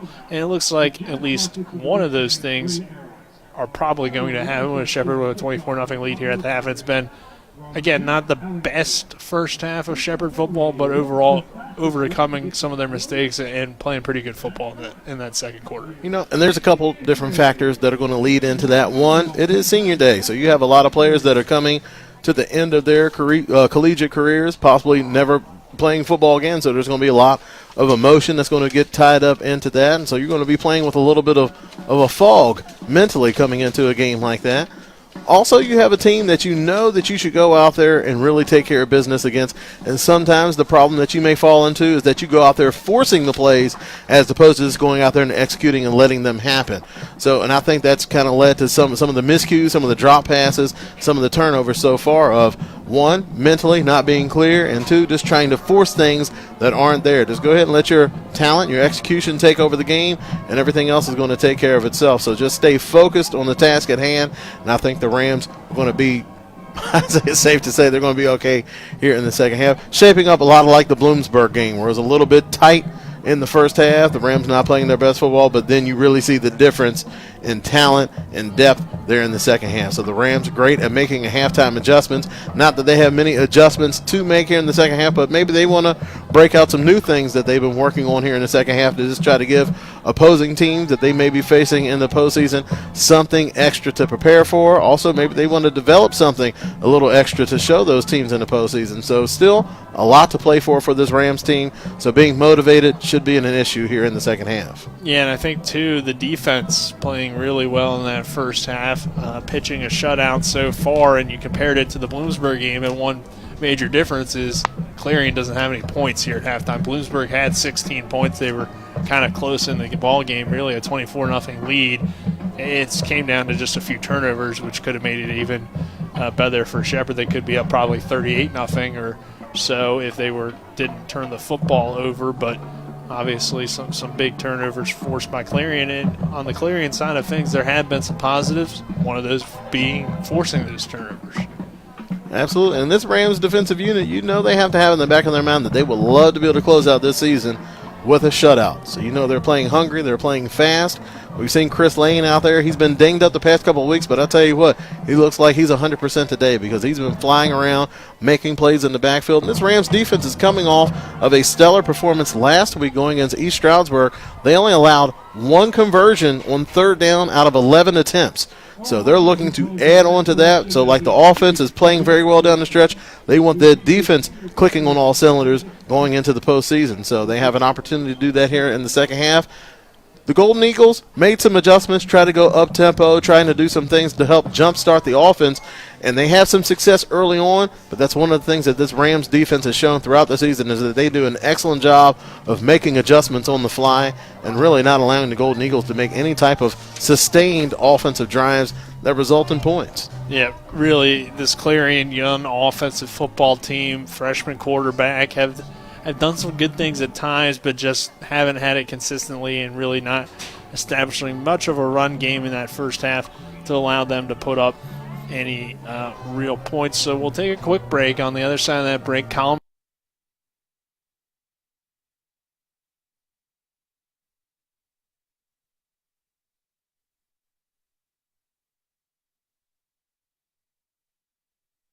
Ever try to collect on an insurance claim? Perhaps a homeowner's claim, auto accident, or fire. Insurance companies collect money from you for protection should something bad happen. And when it does, they don't want to pay, or they offer too little. At Mansion Ferretti, we have an attorney who worked defending insurance companies and knows all the dirty tricks they play to deny or lowball your claim. Call us today for help in getting what you really deserve. Mansion Ferretti, when you need justice. With 4 new car dealerships and 4 used car dealerships in 3 states, Parsons is the largest used car and fastest growing new car dealer in the tri-state area. Take Parsons Ford with huge savings on hundreds of new Fords, financing from 0%, Parsons' goal of financing for all, and Parsons' famous above-market trade-in allowances that help make Parsons #1 for used cars too. See why so many won't buy anywhere but Parsons Ford in Martinsburg. We became #1 by making you #1 first. Parsons. Erie Insurance says here's to the grown-ups who move, mortgage, mow, and still bust a move. But does your home insurance still fit? Erie helps you protect the home you've grown into, all at fair prices that are often less than the other guys. So how do you find the right coverage? Magic. Nope. Local independent agents who get to know you like this. Your local Erie agent in Martinsburg is Smallwood & Small Insurance. Get a quote at smallwoodandsmall.com. Erie Insurance. The Palace Lounge in Martinsburg has a brand new list of daily specials. Monday, stop on in for burger night or enjoy a nice juicy steak every Tuesday and Wednesday. The Palace Lounge also offers freshly steamed shrimp Thursdays and chef specials every Friday and Saturday. Sunday is all-day breakfast and there are drink specials daily too. So come enjoy the Palace Lounge. You can find them on Facebook or call 304-267-7520. The Palace Lounge is located at 1350 Edwin Miller Boulevard. Alrighty, Colin McLaughlin here on Talk Radio WRNR, TV10 and WRNR TV on YouTube for the Home Helpers Home Care of Martinsburg scoreboard show. We're at the half between Shepherd and Clarion, and the Shepherd Rams are up 24-0 at home for the final regular season game of the year. Let's start out by looking at some high school scores. Right now, none of the Saturday playoff games have kicked off, but here in about 15 minutes or so, the game at Jefferson High School for the Cougars against Hurricane West Virginia, and the Redskins will kick off at 1:30. We will not bring you that game, so you'll have to stay updated from somebody there, and we'll try to keep you updated as well when we look through the scores throughout the day. Spring Valley and Princeton will also kick off later on today as well, and of course the winner of that plays Martinsburg next week after Martinsburg absolutely dominated Parkersburg South yesterday, 83-20. If you didn't see that game, you can go later on after this and check our YouTube page for that stream.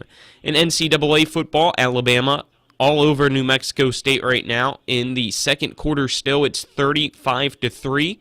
Michigan has took the lead against Penn State 7-3 in the second quarter. Oklahoma and Baylor, with 4:44 to go in the second quarter, are tied at 7 apiece. As for Auburn, the number 17th team in the nation, they're beating Mississippi State 21-3. Wisconsin leads Northwestern 21-0. Florida losing currently to Samford 28-21 with 10 minutes to go in the second quarter. After trailing at the start to UConn, Clemson now leads 20-7. Louisville's beating Syracuse 28-3.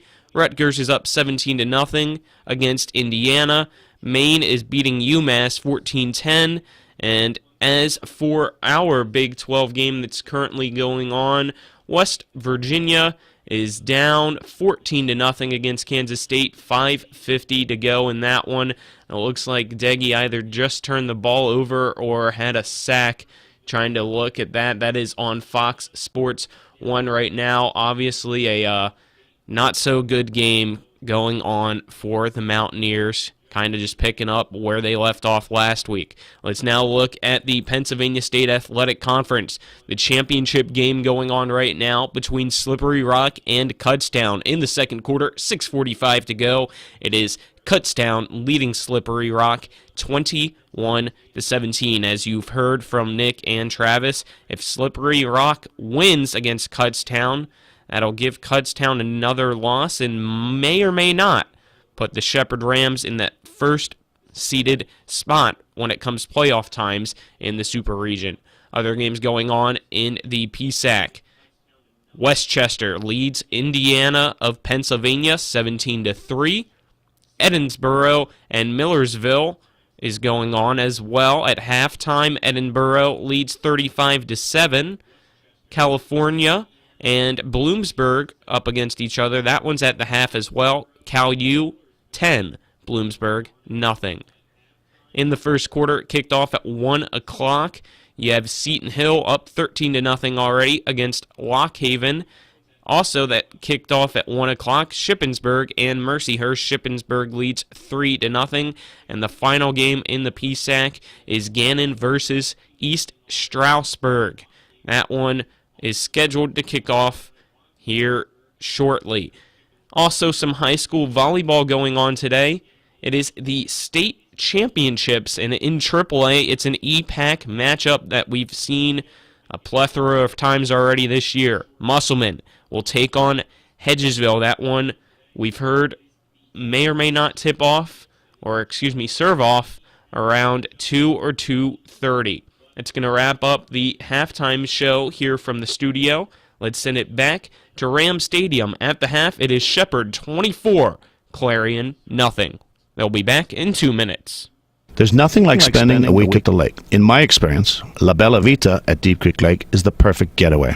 Owned by Martinsburg residents, it's only 2 hours away. Whether it's lounging on the spacious deck with amazing views or relaxing in the hot tub, it just doesn't get better than La Bella Vita. With plenty of space for family and friends, this 5-bedroom, 5.5-bathroom home is the perfect luxury mountaintop retreat. Inside, you'll find an extremely well-furnished home that features 2 master bedrooms, an 85-inch TV for everybody, and a fully accessible kitchen and dining area, with everything your entire family will need. Our family enjoyed roasting s'mores at the fire pit in the evenings, and by day, exploring much of the 3,900 acres that makes up Deep Creek Lake. The community has several excellent restaurants and lots of family-friendly activities, and they're all just a short distance away. For more information, visit the Facebook page or contact Taylor tailor-made Deep Creek Vacations and Sales at 301-750-2182.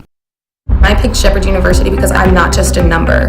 One of the things that surprised me is how friendly everyone is. I like being able to walk down the street and have the professors recognize me by name. I'm constantly learning. But it also has taught me so much about myself and about what I want to do with my future. The location at Shepherd is amazing. Cities like Washington, D.C., Baltimore are only about an hour and a half away. You've just got to see it. Once you see it, it just takes your heart.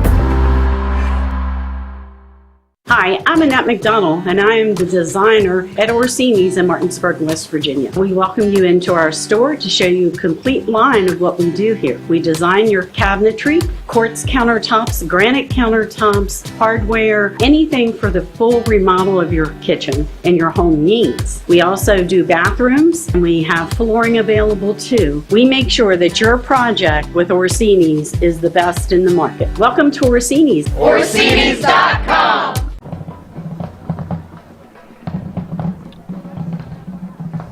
Welcome back to Rams Stadium. Shout out to our crew, Spencer Dupuis, our on-site producer, Donald Kinney, Harry Brown, and Matt Miller, our camera operators. And then back in the studio, Colin McLaughlin, of course, Nick Verzolini, Travis Smith, here bringing you all the action. We're here at the half of the Match and Freddie halftime show. Shepherd holding a 24-0 lead with about 4.5 minutes here to go before the second half kicks off. We'll take a look back at the scoring summaries and, of course, the statistics. For Shepherd, the Rams got the first score of the ball game on a Ronnie Brown touchdown run from 15 yards out to go up 7-0. Then a drive kind of stalled out, and we're able to settle for a 20-yard field goal to go up 10-0 at that point in the ball game in the second quarter with 11:54 to go. Ronnie Brown, though, with 6:16 to go in the second, broke open to score from 39 yards out to go up 17-0, and then Josh Gonterick caught a 9-yard pass from Tyson Bagent to make it 24-0 Shepherd with 14 seconds to go before halftime. The Rams dominating that first half for the most part. Those scoring drive summaries brought to you by Jason Barrett for Senate. Jason Barrett, trusted leadership, real solutions. And then, Travis, when we look at the individual numbers, Tyson Bagent, 19 of 32, 2 touchdowns, 291 yards. Comparing that to Zechariah Sanderson, 6 of 13, 48 yards passing for him, 1 interception. Bagent did throw an interception as well. But, again, I mean, Tyson Bagent, ridiculous numbers here at the half, pretty much game numbers for a whole half for him.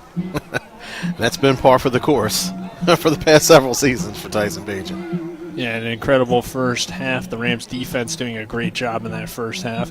Khalil Owens just 13 carries for only 34 yards. That's 2.6 yards a carry. Ryan Barr, the punter, he had a nice little 13-yard run, which is probably the highlight of the first half for Clarion. For Shepherd, running the football, pretty balanced attack. Ronnie Brown, 3 carries, 36 yards. Ty Hebron, 7 carries, 28 yards.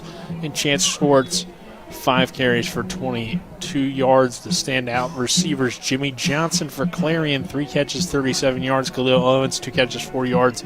And then for Shepherd, Ryan Beach, 6 catches, 105 yards leading the way. Josh Gonterick, 3 catches, 47 yards and a score. Greg Leonard, 2 catches, 32 yards. And Jonathan Moss, 2 catches for 16 yards. The leading tacklers for each team started the Rams. Jawan Addison, 4 tackles. Chris Lane, 4 tackles. Both of them have a tackle for a loss as well. And Ricky Robinson with 3 tackles. Malik Holloway with 3. And then for Clarion, Kareem Abden had 11 tackles, along with Darrell Davis with 4, Pinsky with 4, and Lizak with 3 as well.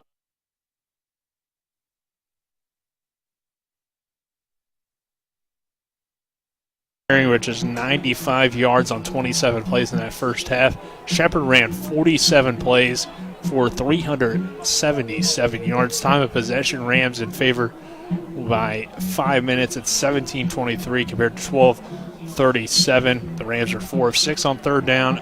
Clarion 2 of 6.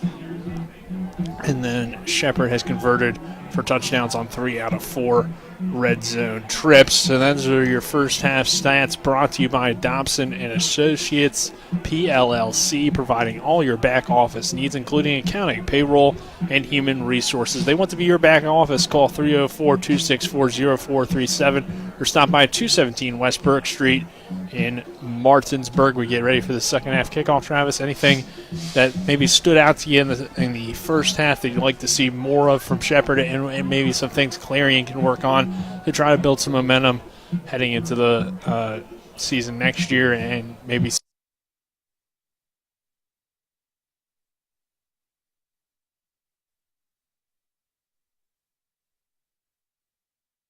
Schwartz. I think we've kind of already established that Ty Hebron and Ronnie Brown, they've kind of figured out their role in the offense. You're still trying to figure out what can Chan Schwartz bring to that side of the ball. So running him a little bit more is only going to help you when you go forward into the playoffs, because you're going to need that bigger, more physical style of run when we get down into the goal line, or possibly it's going to be a bad weather game that you're going to be playing in. You'd like to have a bigger running back able to do that. On the side of Clarion, you're just looking for anything that's going to give you guys something to build around. They forced a couple of turnovers on defense, but the offense has to do their job. So they've got to make some adjustments, possibly get a big play that's going to put the ball in. It's going to be difficult for them to have any type of sustained drives. Just that Rams defensive unit, just whatever success that you have, they're able to make so many adjustments on the fly because you have so many veterans out there. They can make those type of adjustments. So possibly, I'm going to go ahead and say, you need some trick plays on offense that's going to try to get you a quick score down the field. Right, the Rams will kick it away. Hayden August Scriven sends one fair caught inside the 5-yard line, so Clarion will have it at the 25. That's your second half kickoff, brought to you by Bears Repair, located at 904 Winchester Avenue in Martinsburg. For all your automotive repair needs, call the certified mechanics at Bears Repair at 304-262-0208. So we get ready for the second half. 24-0 Shepherd. Nick Versleen, Travis Smith, happy to have you with us for Rams football on TV 10 and WRNR TV on YouTube. The Clarion offense on the field, led by, well, a new quarterback to begin the second half. Taylor Eggers now the man in for Clarion, and they'll run the football here on first down. And it looked like it was Ty Corbin on the carry. And again, you have so many young football players on the field. There's no reason not to try to get as many guys experience as you possibly can, just to know what you have. I mean, Sanderson has done a swell job, but you're not quite sure if he's going to be the guy for you going forward. With the season outcome kind of already decided, there's no reason for you not to try to work in another young quarterback to see which one of those guys are really going to emerge. Most importantly, you want to see how the team responds to that other quarterback coming in, because a lot of it has to do with chemistry. You can go out there and have all of the physical abilities that you want, but you want to see how he's able to respond, looking those other 10 men in the face in the huddle. You want to see that type of dynamic take over. So chemistry is going to be huge down the stretch for the Golden Eagles. Taylor Eggers will be forced to throw here. 4 yards picked up earlier on third down and 6. That pass falls incomplete, and it's a quick 3-and-out for Clarion. They'll be forced to punt here on a 4th and 6 from the 29. So Shepherd quickly will get the football back, and Eggers' first pass of the afternoon is incomplete.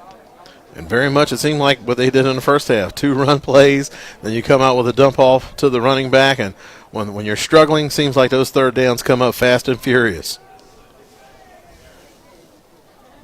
Barr will punt it away. Gontarek standing at his own 30-yard line. Rams bring some pressure on the punt, and it's blocked.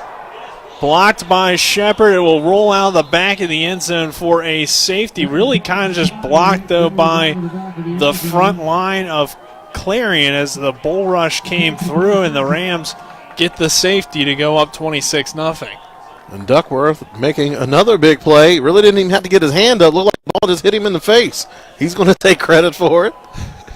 I wasn't sure if it hit off of him or hit off of a kind of up man. The ball hit somebody in the head. Yeah, I wasn't sure if it hit off a back of a player or what, but so we'll give it to Duckworth. He gets the block there. Devin Lynch was trying to chase it down for what would have been a touchdown, but instead we have a safety. So, and you see the adjustments that the Rams make It was several times those punts in the first half. That long snap was sailing a little bit high, and the punter was having to go up to get the ball, and that's going to throw off the timing that much. And when you have that modern style of punt where they have so many gaps in front and they have that second line in the back, that timing is even more important, that you get the ball off one time, because you're going to have so many lanes for rushers to get through, and that time just that little bit of mistiming or that little bit of a miscue was enough for that rush to get back into the punter's face.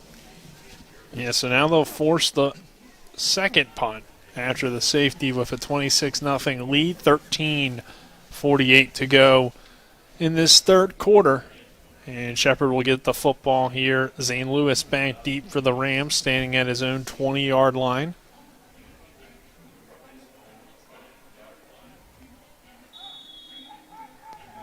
So they're going to tee it up after the safety. And teeing it up is Jarrett Esposito.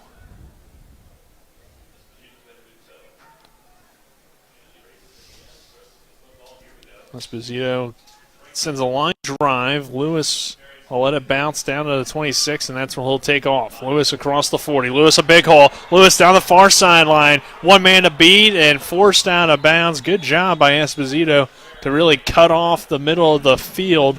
But a big return by Zane Lewis, setting up the Rams into Clarion territory down to the 33-yard line. Flag did come in, so that will bring it back. You mentioned Esposito, one of the few veterans on this ball club.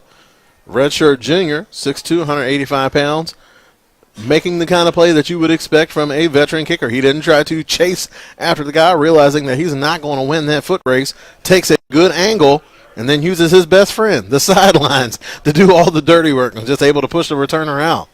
It wouldn't have mattered because Shepherd did get that penalty back at around the 40-yard line, but still a good job by him to do that and, of course, force him out of bounds. So 1st and 10 from the 30. The Rams will go Hebron up the middle. Hebron cuts it back to the outside, running hard, and then gets in that situation where he needs to go down and make sure he holds on to that football, which hadn't been a problem really since like week 2. Yeah, he had some problems early on in the season, and a lot of times earlier. And a lot of times when he's having trouble holding onto the football is when that ball starts to drop down. I'm sure he hears it a lot during practice.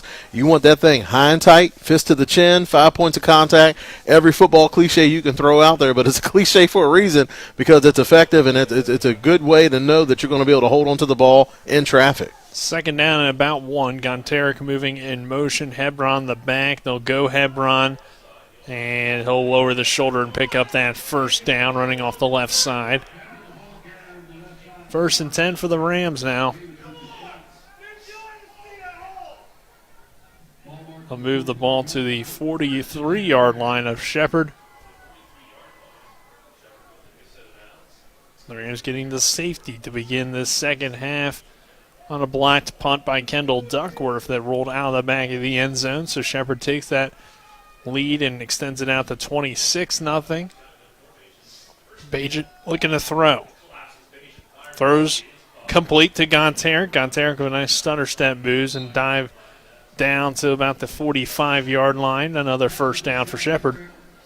You see that Golden Eagles defense trying to pick their poison. They're going to try to stay in a zone look, try to keep everything underneath. But one of the things that you have to do, if that's the route that you're going to take, is that you're going to have to rally to the football and limit run after catch. If you think back to the Kutztown game, that was something that they did extremely well, was keeping everything in front of them, but they were also able to rally to the football quickly and not allow a lot of run after catch.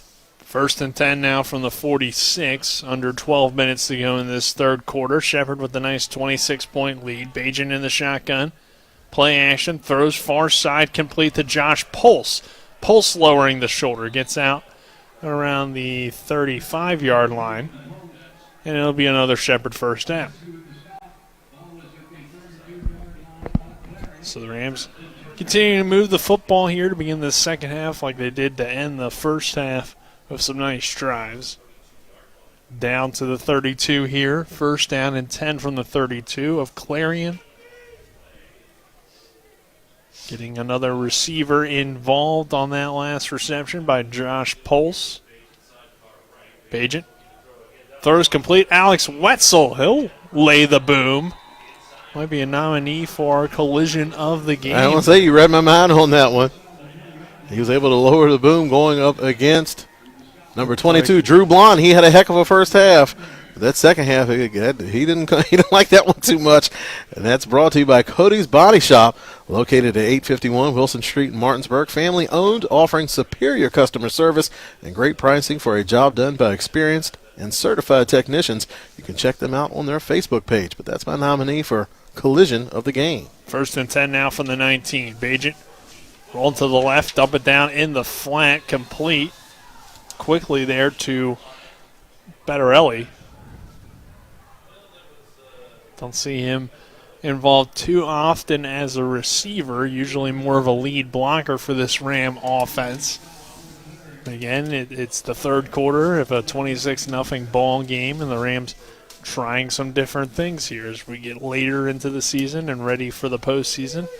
Bettarelli has been active at times, but usually not a big target for them out of the tight end spot.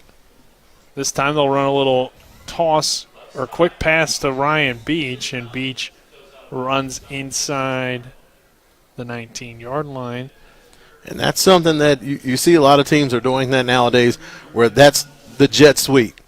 Whereas opposed to it being a running play in previous years where the quarterback just hands it off to him, you see the quarterback just kind of does a little granny toss to the wide receiver as he's streaking across the field. So just sometimes you just want to get the ball in their hands as quickly and easily as possible, so you're really not having to work on mesh with your wide receivers. You just put them in a position that they're comfortable with, and that's just catching the ball. Bajent throws over the middle, complete, first down and goal now, down inside the 5-yard line, caught by Jonathan Moss for the Rams. It's another first down. Yeah, Matt Miller and I were talking about that last night on the Martinsburg broadcast, how it's just easier to get the ball to those guys. You don't have to worry about them taking a handoff and potentially fumbling than the traditional jet sweep. So it is an effective play, and it'll be now first and goal from the 4-yard line. And if things go wrong, it's just an incomplete pass. Right. You don't have the risk of running a fumble. Bajent will roll out, scramble, throw back to the offensive lineman, Eric Ostro. Ostro trying to run in. Oh, he's down to the 1. The big left tackle, big man running is always fun, but Ostro couldn't quite work his way into the end zone. And we put him in the backfield. And that certainly got the Rams faithful on their feet, trying to get the ball to the big fella. After watching that Miami Dolphins game earlier this week, offensive linemen, they want to show their athleticism out there. They feel like it's getting overlooked sometimes. Well, Shepard was practicing that play when we were there on Wednesday. This time, though, it does not score 6, unfortunately, for the Rams. But Hebron, he'll take it in for the touchdown. Shepard now leading 32-0 with 8:20 to go in this third quarter. They were running that play on Wednesday. We were doing our coaches interview right around that time, and Coach McCook said, this isn't going to air till Saturday, right? And I did put the graphic up for him as well so that nobody could see that play beforehand. But, yeah, Ostro able to take it in for the touchdown.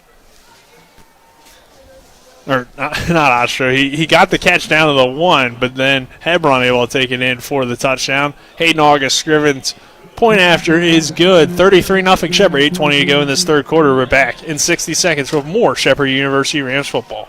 There's nothing like spending a week at the lake. In my experience, La Bella Vita at Deep Creek Lake is the perfect getaway. Owned by Martinsburg residents, it's only 2 hours away. Whether it's lounging on the spacious deck with amazing views or relaxing in the hot tub, it just doesn't get better than La Bella Vita. With plenty of space for family and friends, this 5-bedroom, 5.5-bathroom home is the perfect luxury mountaintop retreat. Inside, you'll find an extremely well-furnished home that features 2 master bedrooms, an 85-inch TV for everybody, and a fully accessible kitchen and dining area, with everything your entire family will need. Our family enjoyed roasting s'mores at the fire pit in the evenings, and by day, exploring much of the 3,900 acres that makes up Deep Creek Lake. The community has several excellent restaurants and lots of family and friendly activities, and they're all just a short distance away. For more information, visit the Facebook page or contact Taylor tailor-made Deep Creek Vacations and Sales at 301-750-2182. Welcome back to Rams Stadium, 33-0 Shepherd with 8:20 to go in this third quarter. The Rams will kick it away, be fair caught, and bring the ball out to about the 25-yard line. Nick Verzolini, Travis Smith, happy to have you with us for Shepherd Rams football on TV 10 and WRNR TV on YouTube. Spencer Dupuis, our on-site producer, along with Matt Miller, Donald Kinney, and Harry Brown running cameras. Colin McLaughlin back in the studio,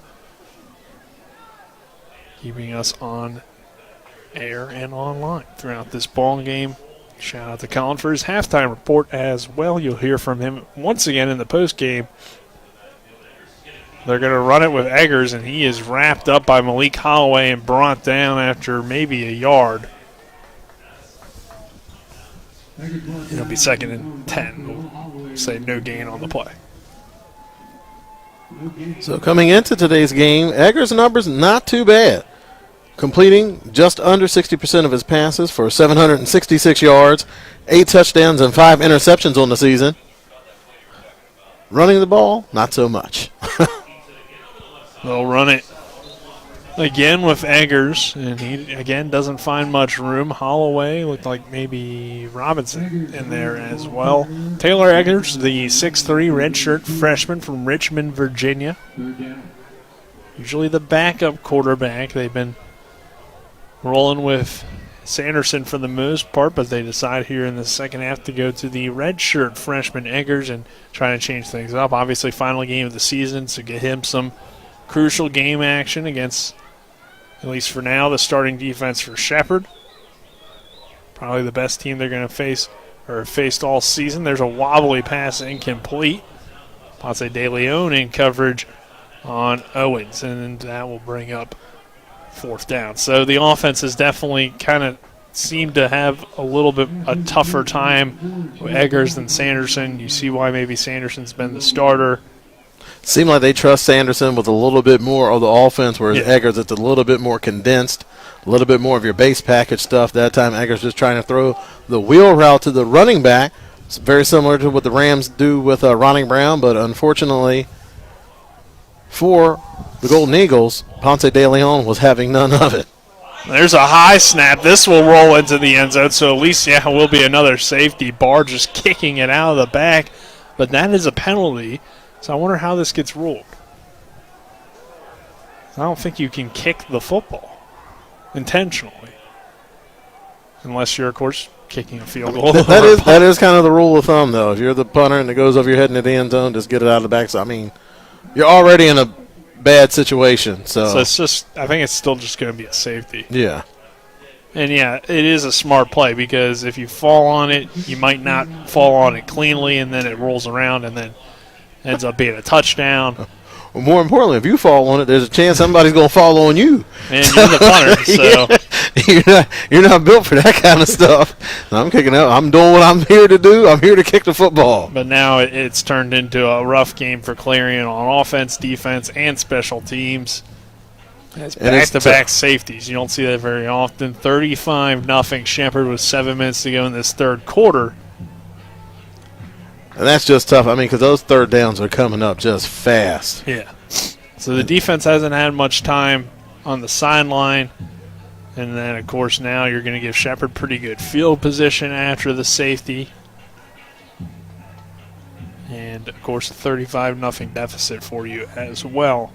I mean, and the Golden Eagles coaching staff, I mean, they're trying to do everything that they can to try to protect their quarterback. They're sticking with the run, even though it hasn't been successful. You're still sticking with the run, so you're not going to be terribly behind the chains. And then a lot of the passing plays have been either some type of play action or something where the ball's getting out quick. But even still, I mean, this Rams defense is just, they're so tough in so many areas. And you have a young team that's just looking to try to find some type of spark. Like we mentioned, they're so young up front. Just freshmen, sophomores across the board. And, I mean, of course you need talent up front, but with the big guys you need a little bit more talent. You need seasoning. And that's something that they just don't have right now. Not having a lot of experience certainly doesn't help, especially when you're going against a defensive line that probably has the most experience at least in the PSAC, if not the country. You got Addison, who's a grad senior. You have Ricky Robinson, who's a senior. You have Kyle Smith, who's a senior. And you have Holloway, who I believe is a junior. He's a sophomore. So on the kick return, the Rams getting out to the 45, and again we'll have good field position for Bajent and the offense. But even Holloway, back in 2019, had 10 games under his belt. So, I mean, even though he's young, he's still got a lot of time on the field. And during that 2019 season, 30 tackles, 13 of those solos, 6 tackles for a loss. So, like you meant, I mean, just you're on two different ends of the spectrum in the front, and that's just, you don't want to be on the bad side of that. Yeah, it's pretty tough, to have a young offensive line, especially when you get those like true freshmen that are transitioning right from high school to Division II college football.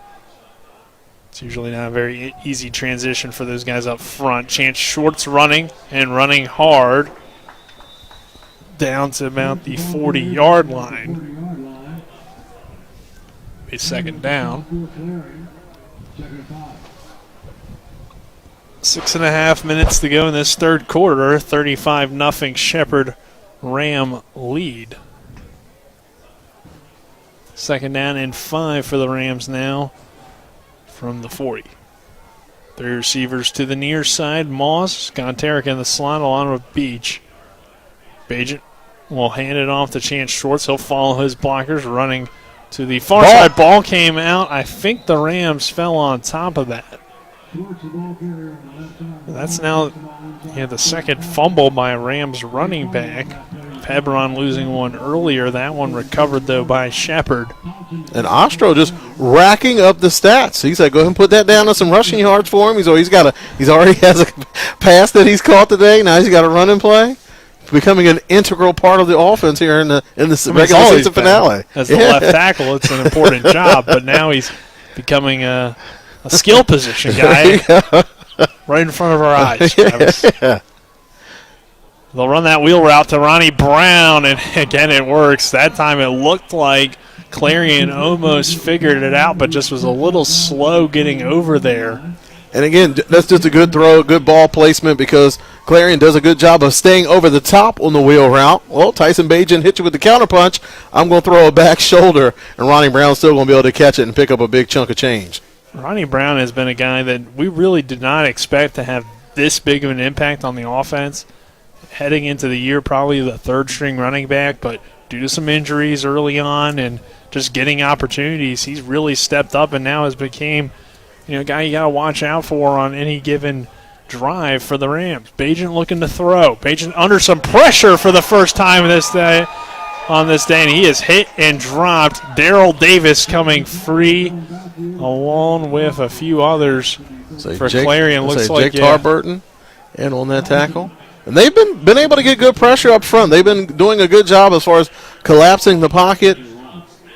That Rams offensive front, they're pretty good at. They're excellent against in pass protection. They've neutralized some premier pass rushers here in the PSAC. So the fact that the Golden Eagles defense able to get the kind of pressure that they've been able to get today, it's something that you could certainly look to as a positive going into the offseason. But that was the first time that they were able to get home and bring down the quarterback.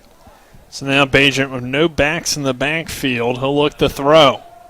Has time, throws underneath, complete again. It's Ryan Beach. The shifty Beach moves inside the 20-yard line before being brought down short of the first down marker. We'll set up third down for the Rams. After 2nd and 21 becomes third down here for Shepherd. It'll be about a third. Hard for me to tell where exactly that ball is being that Rams spotted. defensive front, they were able to slide one past Ostro. The man's tired. He's running the ball. He's catching passes. He's having to do it all today. So 14 yards on the reception. Third down and about 7 for the Rams to the 17. Bajent in the gun.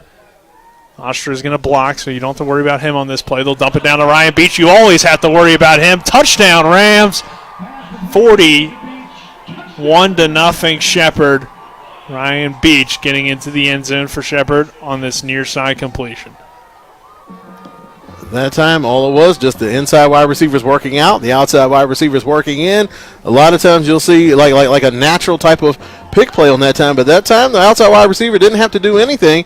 The defenders ran into each other, and Ryan Beach is just so dangerous. Wherever he catches the ball, he can attack you vertically, or he can make things happen after the catch if you just throw the ball to him behind the line of scrimmage. And that time, just a well-placed ball, and Ryan Beach was able to do the rest. To the wide side of the field, that's just a tough cover.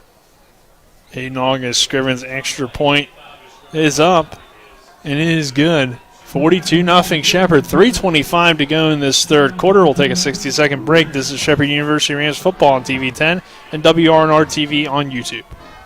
Berkeley Medical Center is the first hospital in West Virginia to acquire Surgical Theater's 360-degree XR visualization platform for neurological surgery. Surgical Theater provides a new way to take an immersive look inside the brain and spine that can be used for patient engagement, preoperative planning, and intraoperative visualization. Dr. Jonathan Sherman with the WVU Rockefeller Neuroscience Institute is the first neurosurgeon in West Virginia to offer this revolutionary platform. WVU is here.